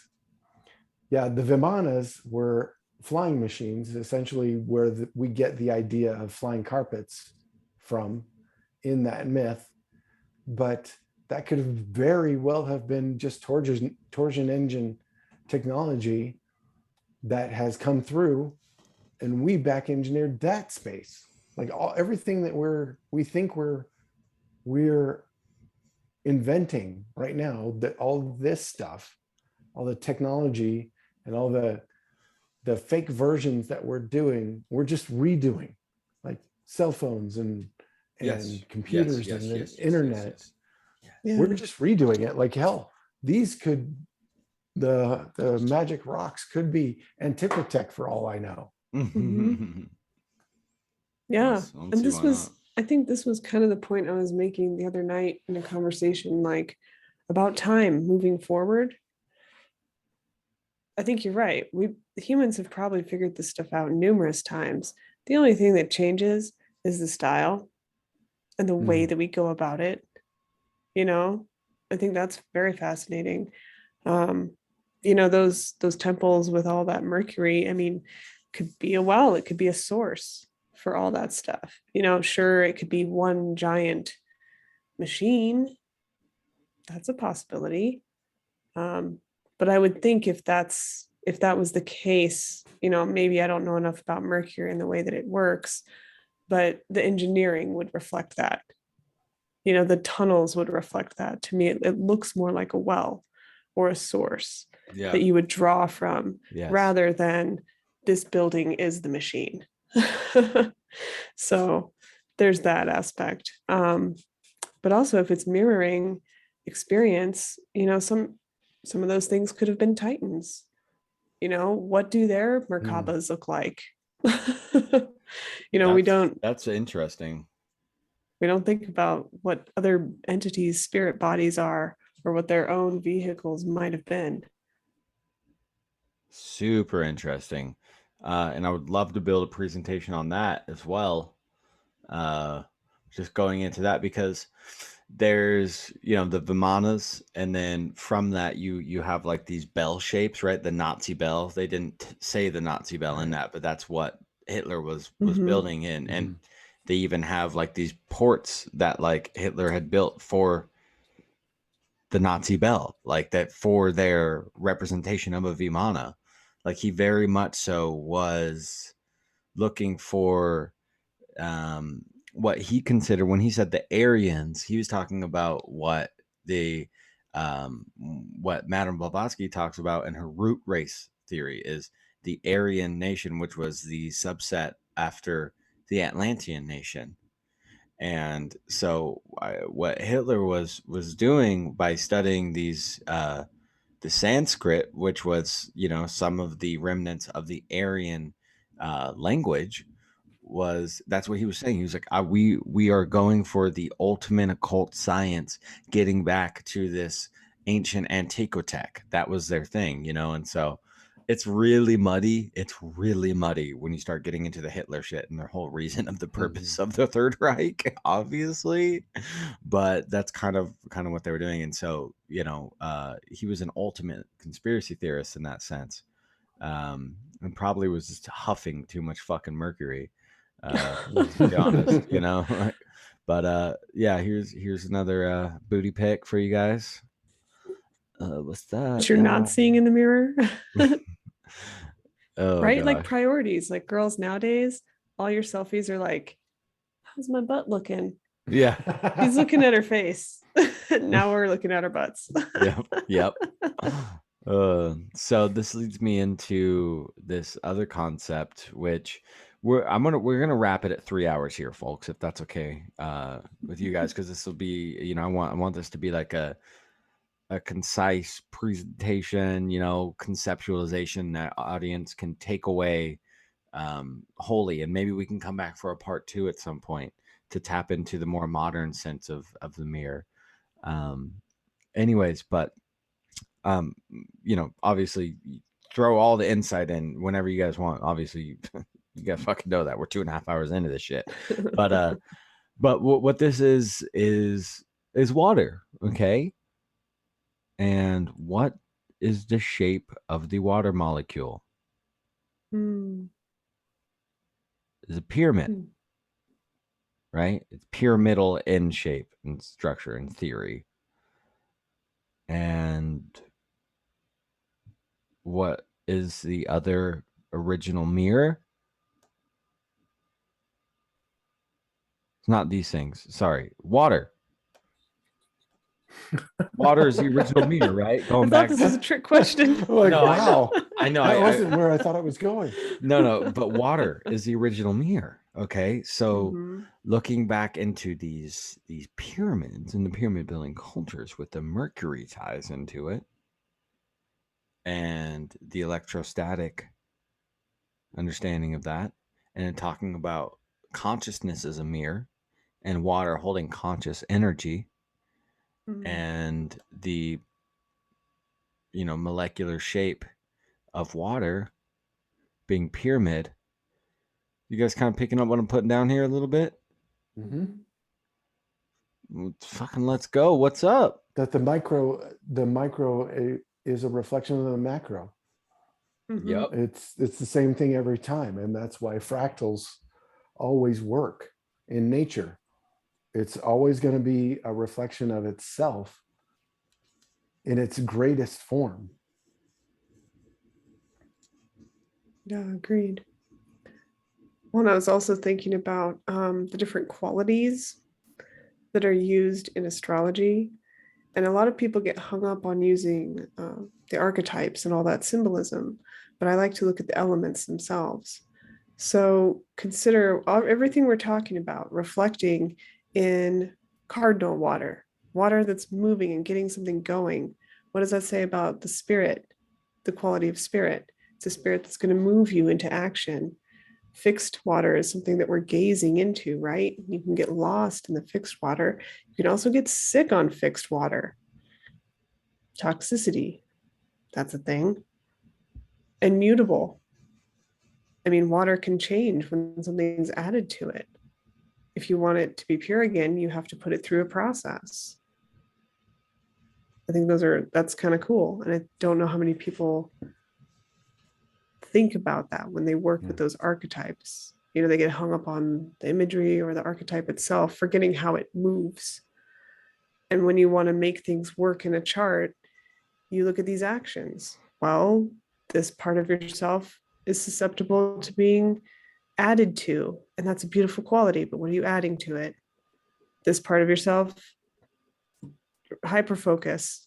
You're drinking too much, or or it's too much movement. You're being rapids, and a flood or a hurricane could be a gentle rain. So I think that's interesting too, about the water and how it reflects us. It's used as our emotions, as our spiritual, representation. And that's true. Even in the dream realm, when you dream about water, oftentimes it's a dream about spirit. I had a dream about a friend, that I loved very much. And we were playing in like a water park. We were just playing in water. And it was a really beautiful thing that I liked about our friendship, because that's how it felt to me. It was more about, we're just playing, we're having fun in spirit. Super fascinating. Something that came to my mind when you were saying the like the rain and the hurricane and like a gentle flood kind of thing makes me think about what Gordy and Chance and Gabe were breaking down on the Doctor Strange multiverse. Is when it rains, you're having all these little droplets of shattered mirror almost, and that itself is like this energetic like multiverse, something like that. I just had that visualization when you were talking. A story. Okay, so supposedly, I have not seen Frozen. I probably will never see it, but it's based on the story of the Snow Queen. And in that story, a demon looks into the mirror and something happens where it breaks and all the shards fall down on people. And the story's about a boy and a girl, and they're friends, and he goes off with the Snow Queen. She's like, hey, come live in my cool castle, it's awesome. And so they go off, and she's looking for him this whole story. But what ends up happening is one of those shards falls into his eyes, and everyone's eyes who it falls into, they just start acting poorly to each other. They're disgruntled, they're angry, they're hateful. And I forget exactly how the story goes, because it's been a long time since I've since I've read it or anything. But wait, is this Frozen or this is another story? this Frozen is supposed to be based on this. And I'm like, I don't think so.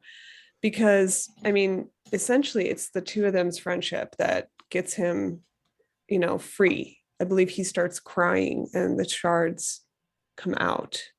His heart turns so cold. That's what happens. You know, when the shards get into you, that it makes you cold to each other. And that's really all, you know, dense matter can do, is it just makes you cold, right? Heat rises.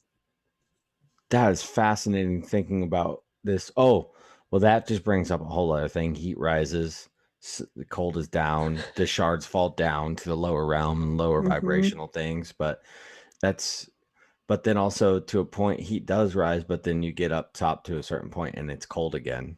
So Yeah, there's that. that's true, because it circles back. Yeah. But what made me think about that is I was like, is that Frozen? I haven't seen Frozen either, but like if that like the glass breaks and it goes down to this thing, I'm like, oh my God, they're tapping into something. Because thinking about this ice realm and ice water, which is even more of a mirror. Water, you know, it's like even shinier. It's like this shiny mirror. And in this story of the Snow Queen, when the mirror breaks, well, what did we learn about earlier when mirrors break? Right. The wrath of the gods. Bad luck. Yeah. So that's super fascinating. So this next slide I wanted to be more, but like I said, I kind of was running short on time. But over the history, we have all these different minerals that make the mirrors. And I think they all hold very, very specific, special spiritual properties. And magnetite is obviously a very natural magnet. Mercury, come on. The fuck? Come on, you know? Copper. We heard earlier about a golden mirror. Obsidian.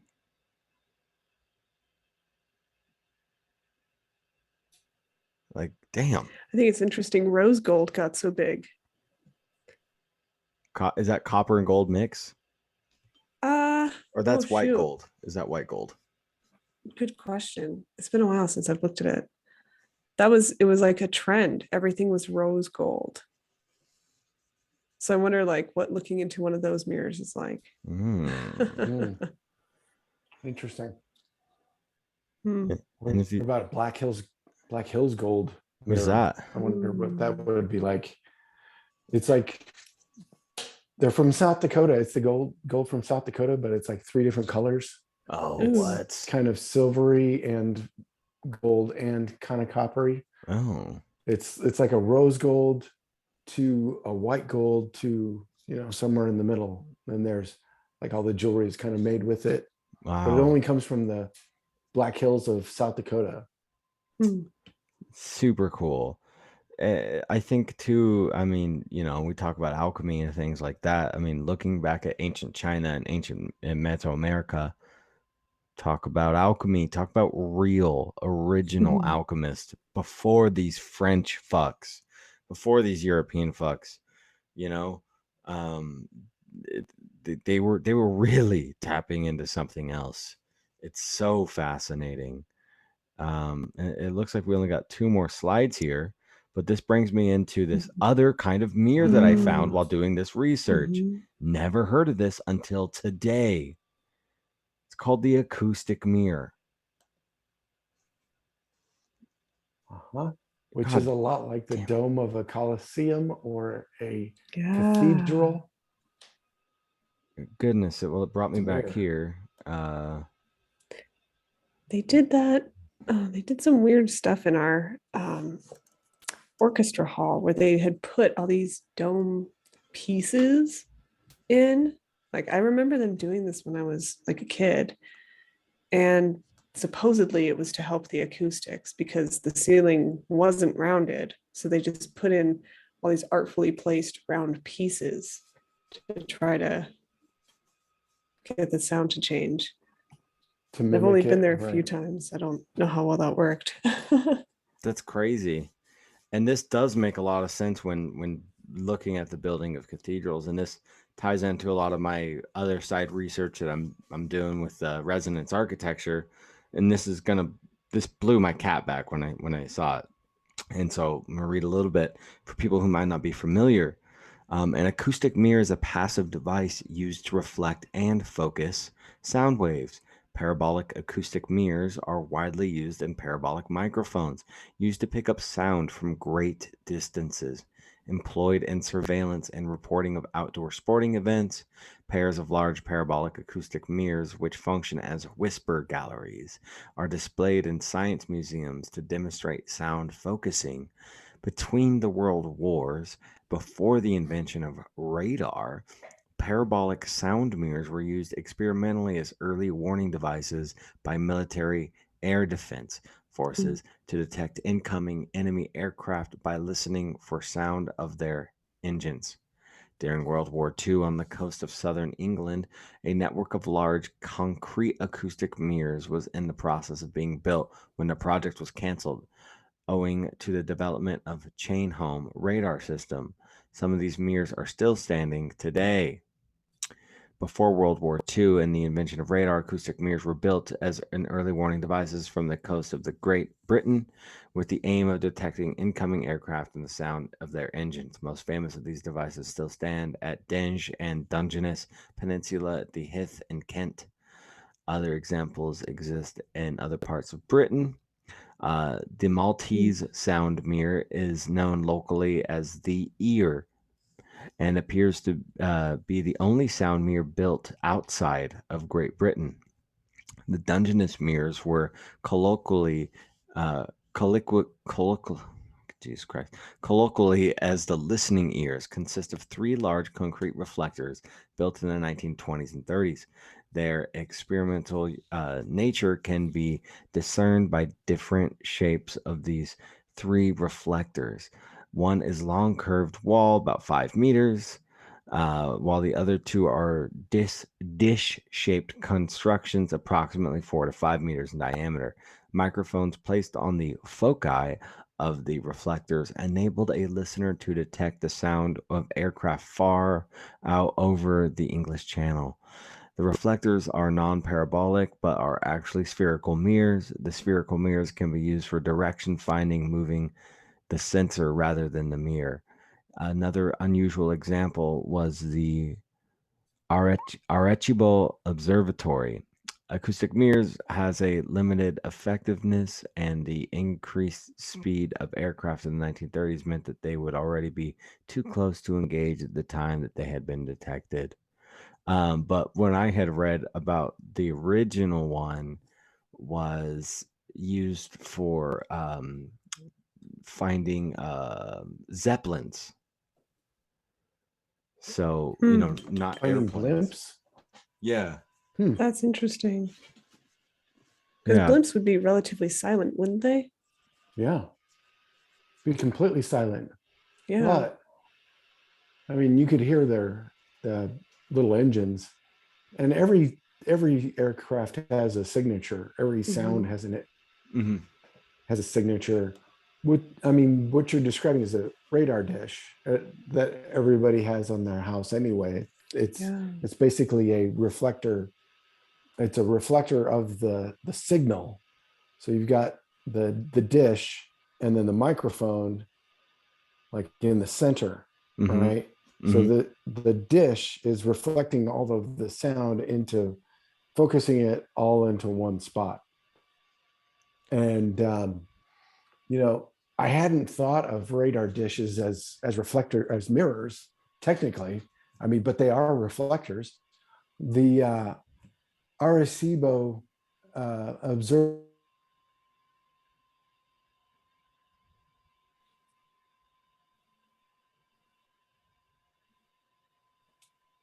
So apparently, Arecibo was the giant. I think it's in one of the 007 movies, but it was a giant dish that was supposedly a radar telescope.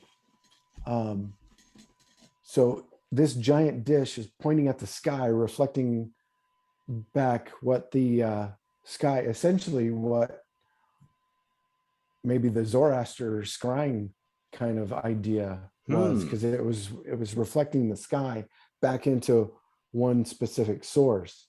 And I hadn't thought about it until you just brought that up as the acoustic mirrors, but they are.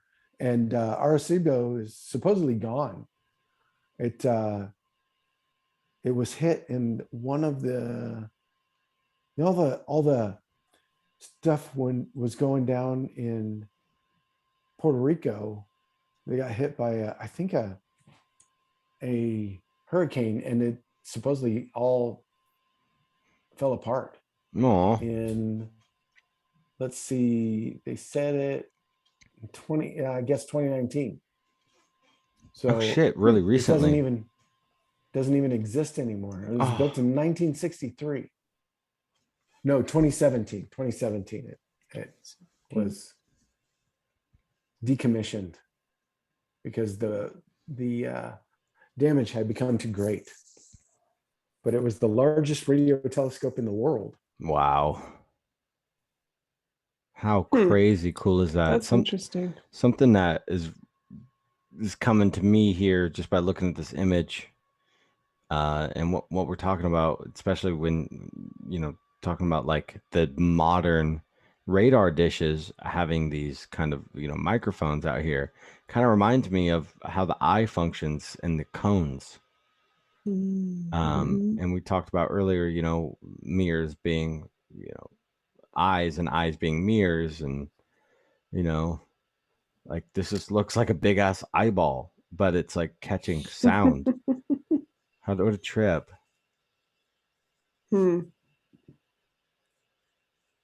Yeah, if as above, so below. Maybe there is an upside down world and we're reflecting it. We didn't even get into that. That's gonna have to be for part 2. We're gonna have to like be like, hey everybody, we gave you a deep history on mirrors.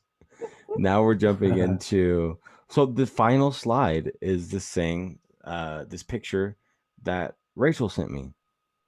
And do you want to take it away here? Oh yeah. I was thinking about it. It just like, I wasn't sure what to send, and then this came through.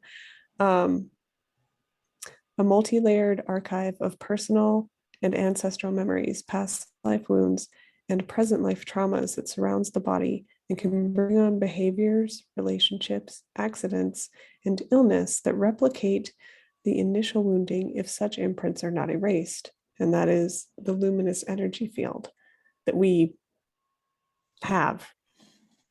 So this is, you know, why things like sound healing and Reiki and shamanistic work.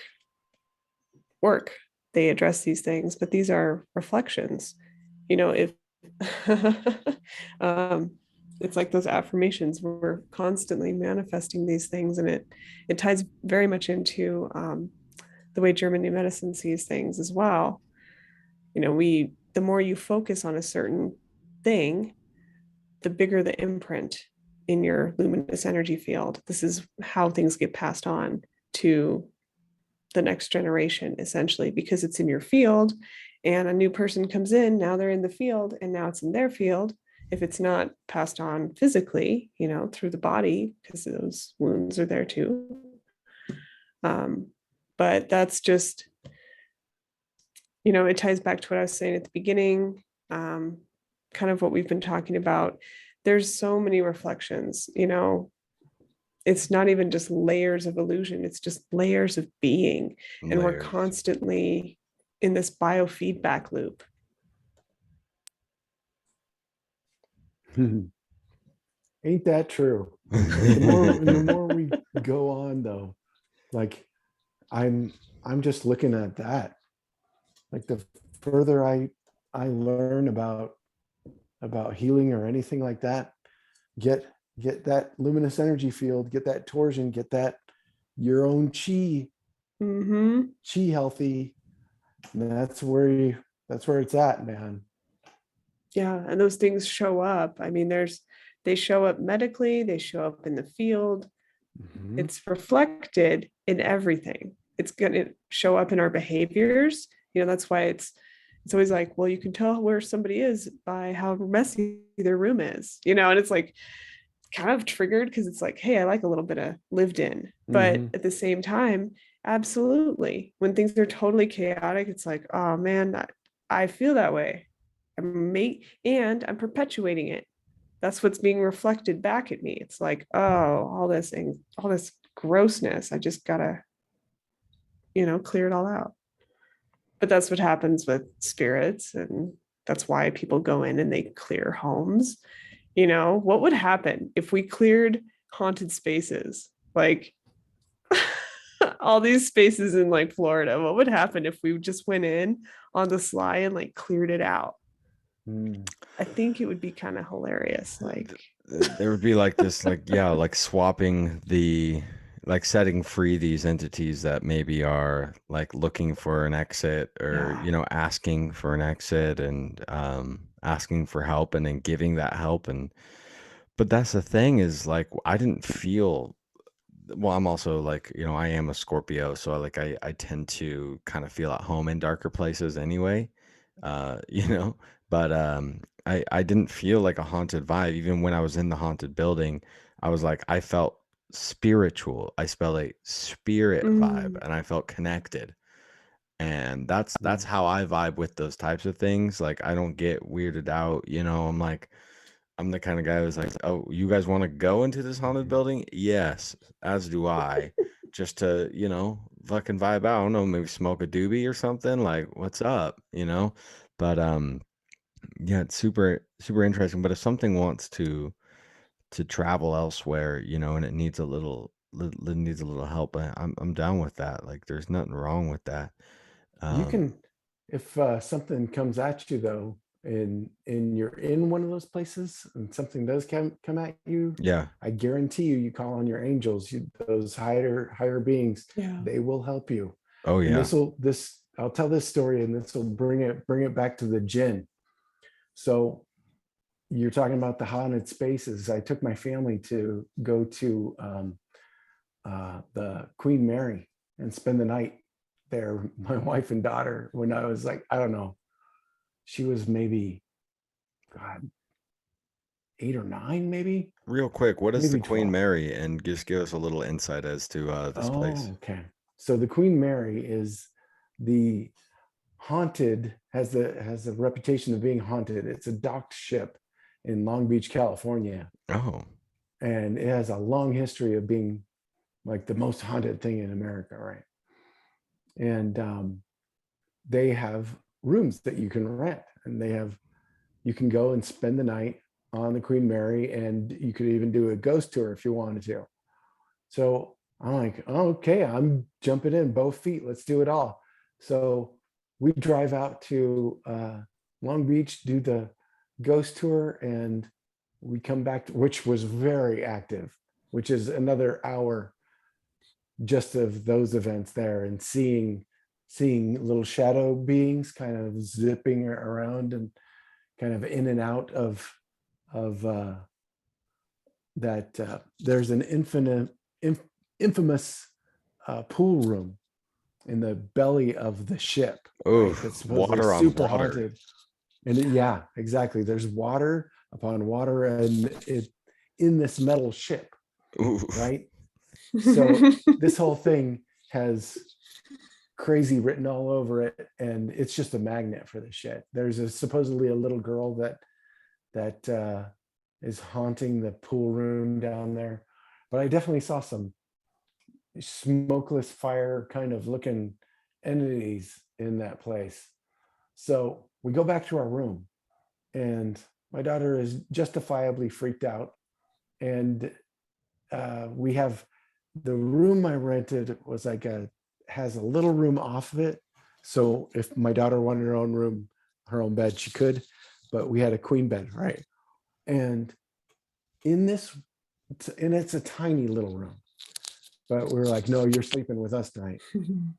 So in this little tiny room let's see, I'm 5'9", the ceilings can't be over 6 feet, maybe 6.5.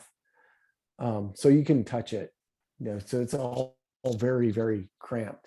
But because of that, they put mirrors in the rooms to make them look You have to be bigger. fucking kidding me. So right at the end of our bed is this big mirror. Oh my right? gosh. So we come back from this haunted thing where there was all sorts of spirit activity. I'm just buzzing like crazy, right? And we go to bed and my girls fall asleep like that. Like it's no big deal. Okay, fine. We're going to. I'm like, what? I just saw 18 ghosts just stalking people, and I have photographs and stuff. I'm trying to calm myself down, right? And I'm like, okay, I gotta relax. And I open my eyes and I see that mirror, right? And I'm totally telling myself I am creating this. Whatever this I am seeing here, it's because this is a psychosomatic thing that I am convincing myself that something is coming out of the mirror. So what I'm seeing is kind of like a smoky kind of character coming out of the mirror like this, kind of like pulling itself with its hands out of the mirror and coming out like this. And its face looks like, the closest thing I could say is like Venom or Carnage from the comics. It's like got its teeth like this, right? And it's very tendrily, you know, like Venom is when he's not in a host, where it doesn't have a host, right? And I'm calling out to God. I'm like, okay, in the name of Jesus Christ, you're going to help me right now. And I'm calling out to the angels and everything. And instantly, like, there are two gold beings on the side of the bed. And I'm sure my adrenaline is through the roof. I don't know what I'm seeing anymore.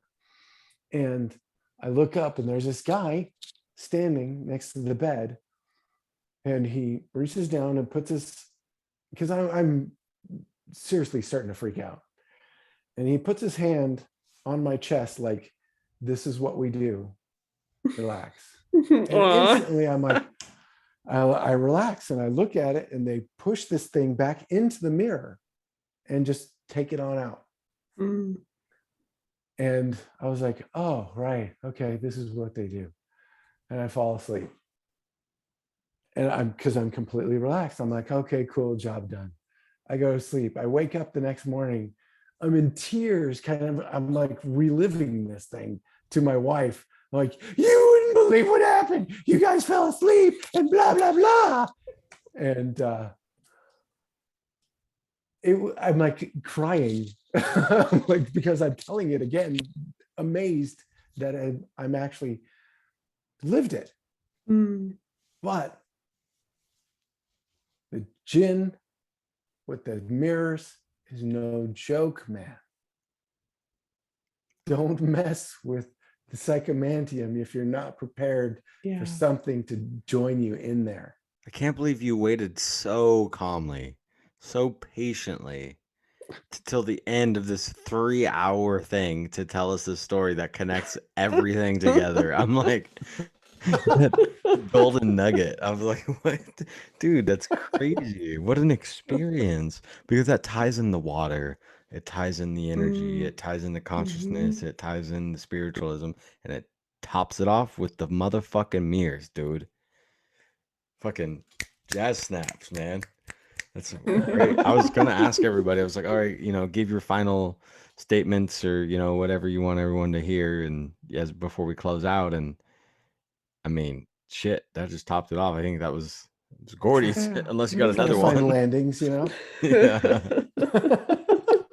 Smooth landings. That's awesome. Beautiful. Thank you for sharing that, brother. That's glad No, I'm you're glad, more than dude. welcome to have tears on here if you want. I'm glad for the opportunity to talk about these things, because you talk to people at in regular polite society, and you get the blank stares. And the blink's like, oh, okay. Dial-up sounds. Yeah, yeah.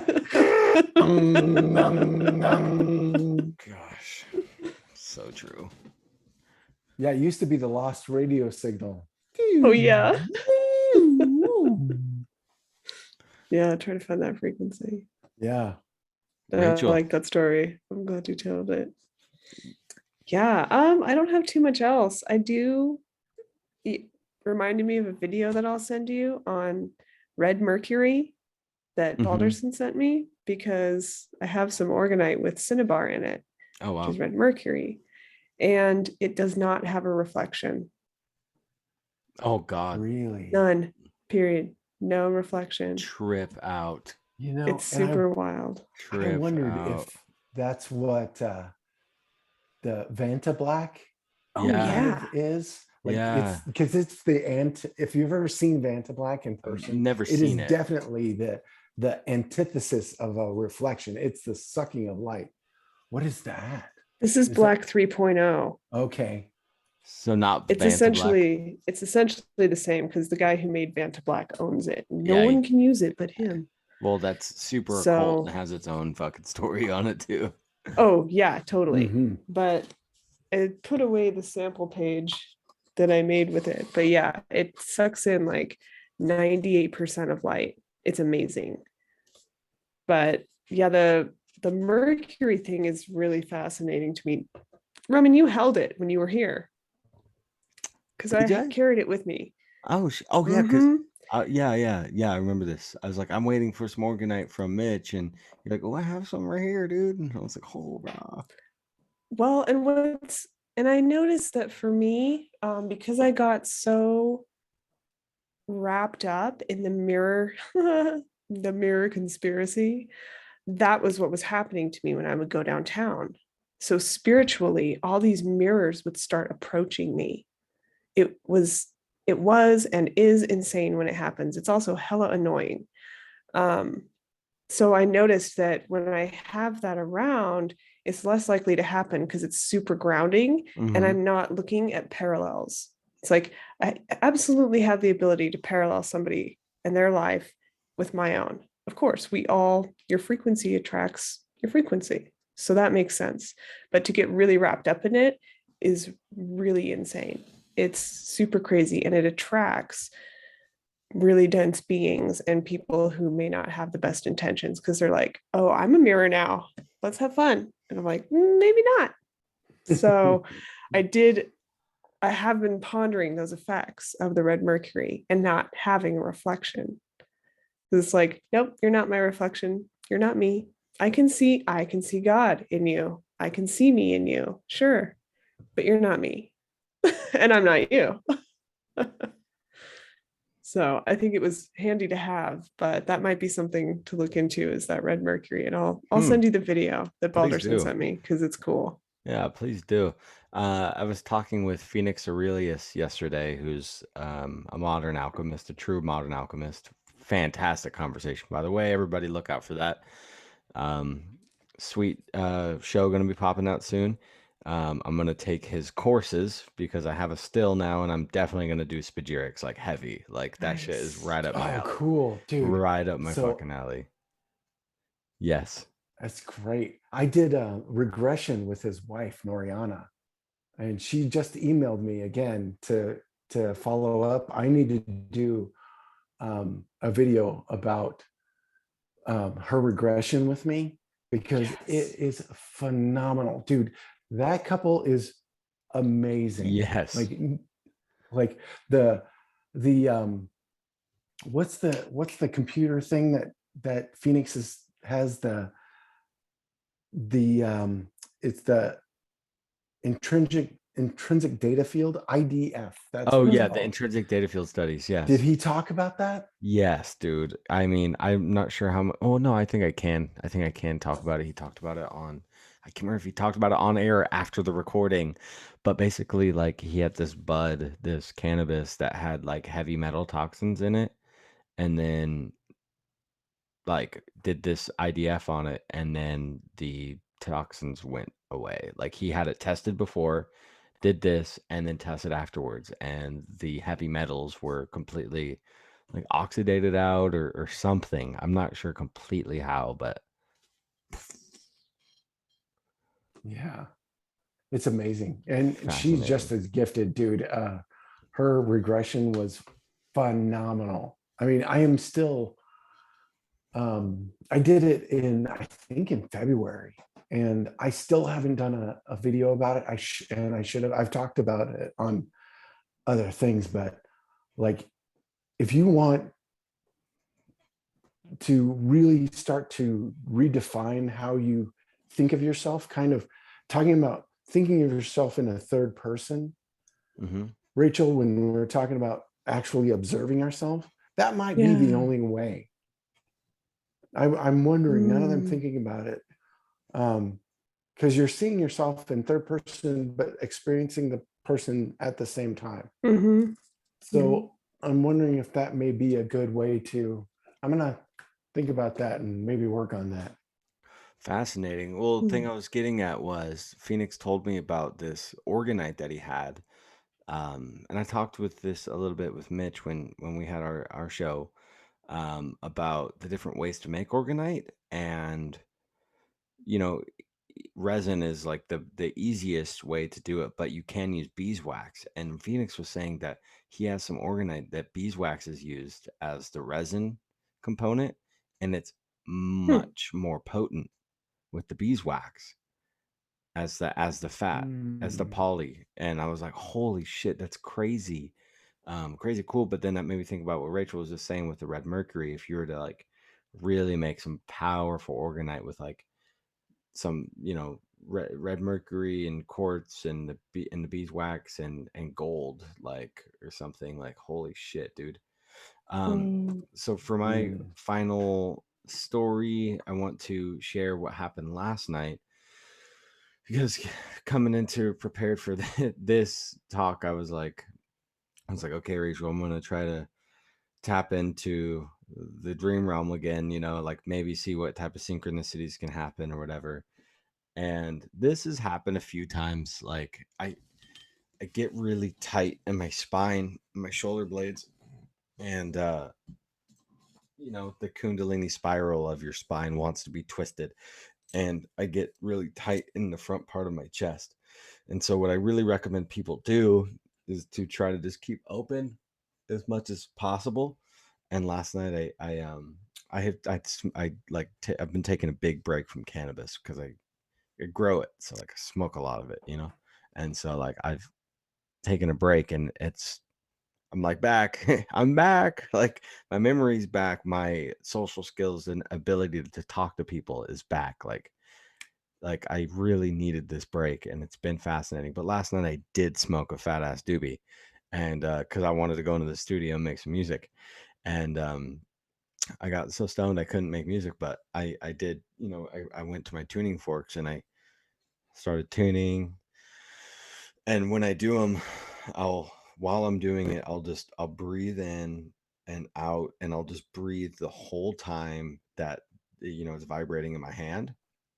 And I haven't looked up how to use them yet or talked to Chance or anything. I like to do things intuitively and then learn about it later. Like that's how I studied music as well. Like I just got guitar and then I played and then I learned later how to play. But anyway, so I was doing that, and I really suggest everybody tries to do this. Everybody listening, like, try this, and I'm really curious how everybody else responds to this. But breathe in just as big as you can and push out your chest and pull back your shoulders.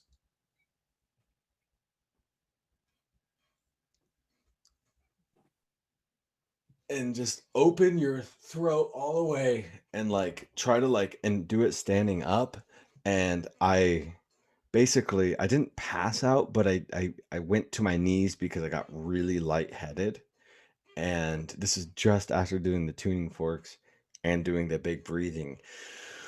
And I like I don't know how long it was. It was a minimum of 30 seconds of like being like, where the fuck am I?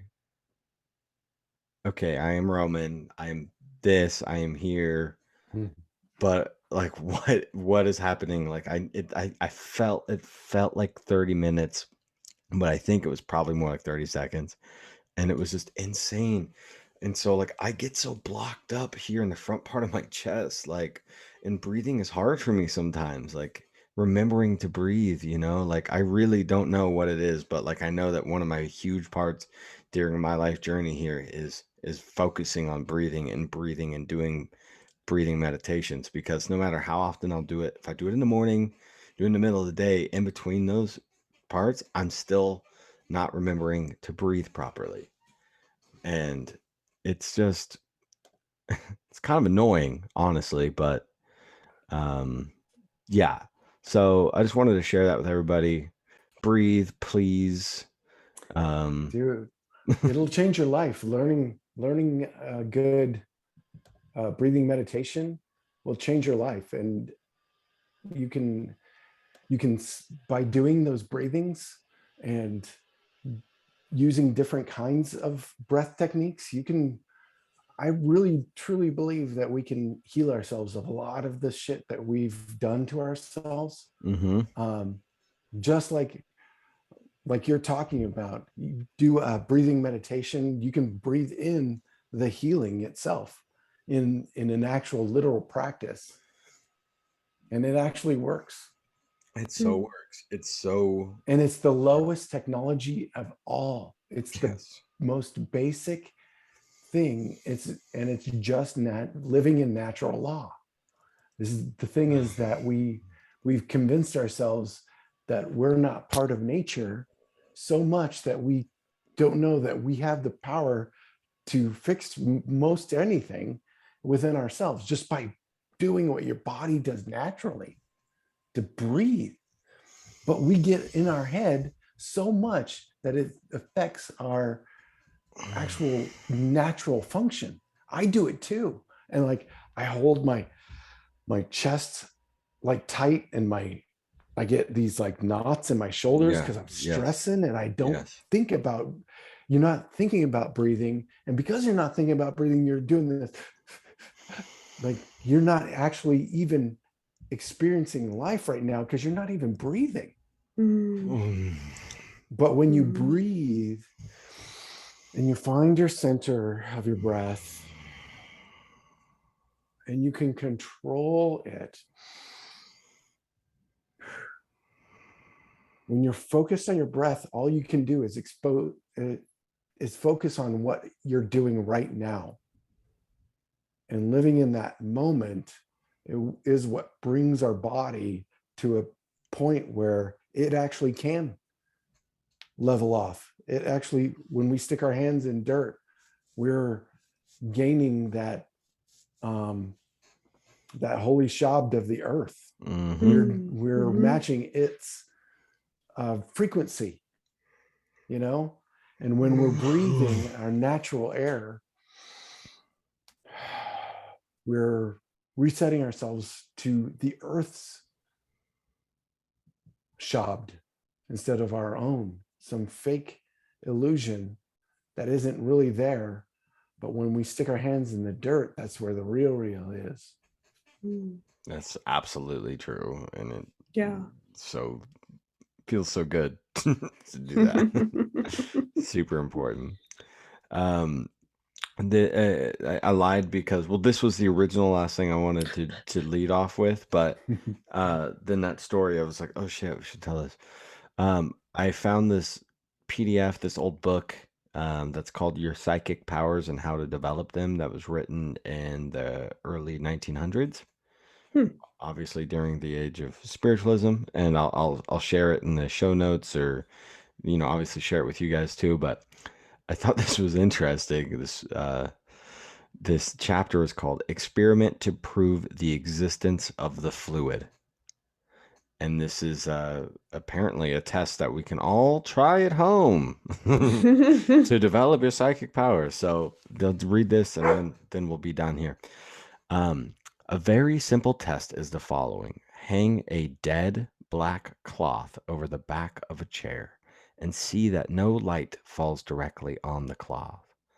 The light in the room should be somewhat subdued, and you should stand between it and the cloth, so as to throw your hands held against the latter into shadow. Now approach your two hands one onto the other and touch your fingertips together, the hands being otherwise open wide, palms turned towards yourself and thumbs pointing out towards the ceiling. In this condition, you will probably find as the first and fourth fingertips touch, the second and third fingers have to be bent considerably to touch each other. The hand should be at a distance about 3 inches from the black cloth and about 15 inches from your face. Hold the fingertips together for about 30 seconds. Then very gradually pull them apart, and you will see coming from and joining your fingers streams of whitish, misty vapor, which is the fluid connection between the hands, which you have established in the previous contact. If you move the fingers slightly up and down after they have been separated an inch or so, you will find that the streams or bands of light follow the fingers and still connecting them, which will prove that is not due to hallucination, but what is the persistence of vision. Hmm. Hmm. I like that. This is persistence. 222 pages into the book.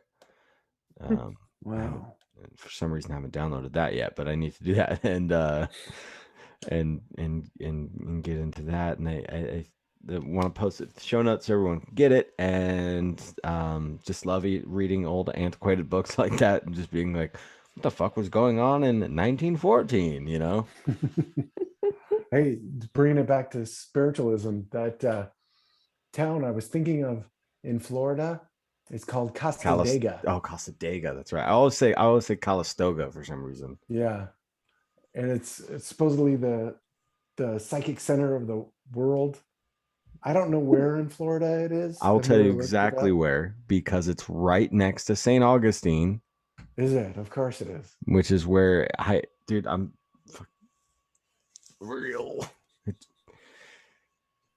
Just, I mean, I'm not surprised anymore of how connected everything is, but like the whole thing with spiritualism, it started in New York because this fascinated me. The whole, like, when I started looking into Florida and the Henry Flagler stuff, I was like trying to find occult ties between Henry Flagler.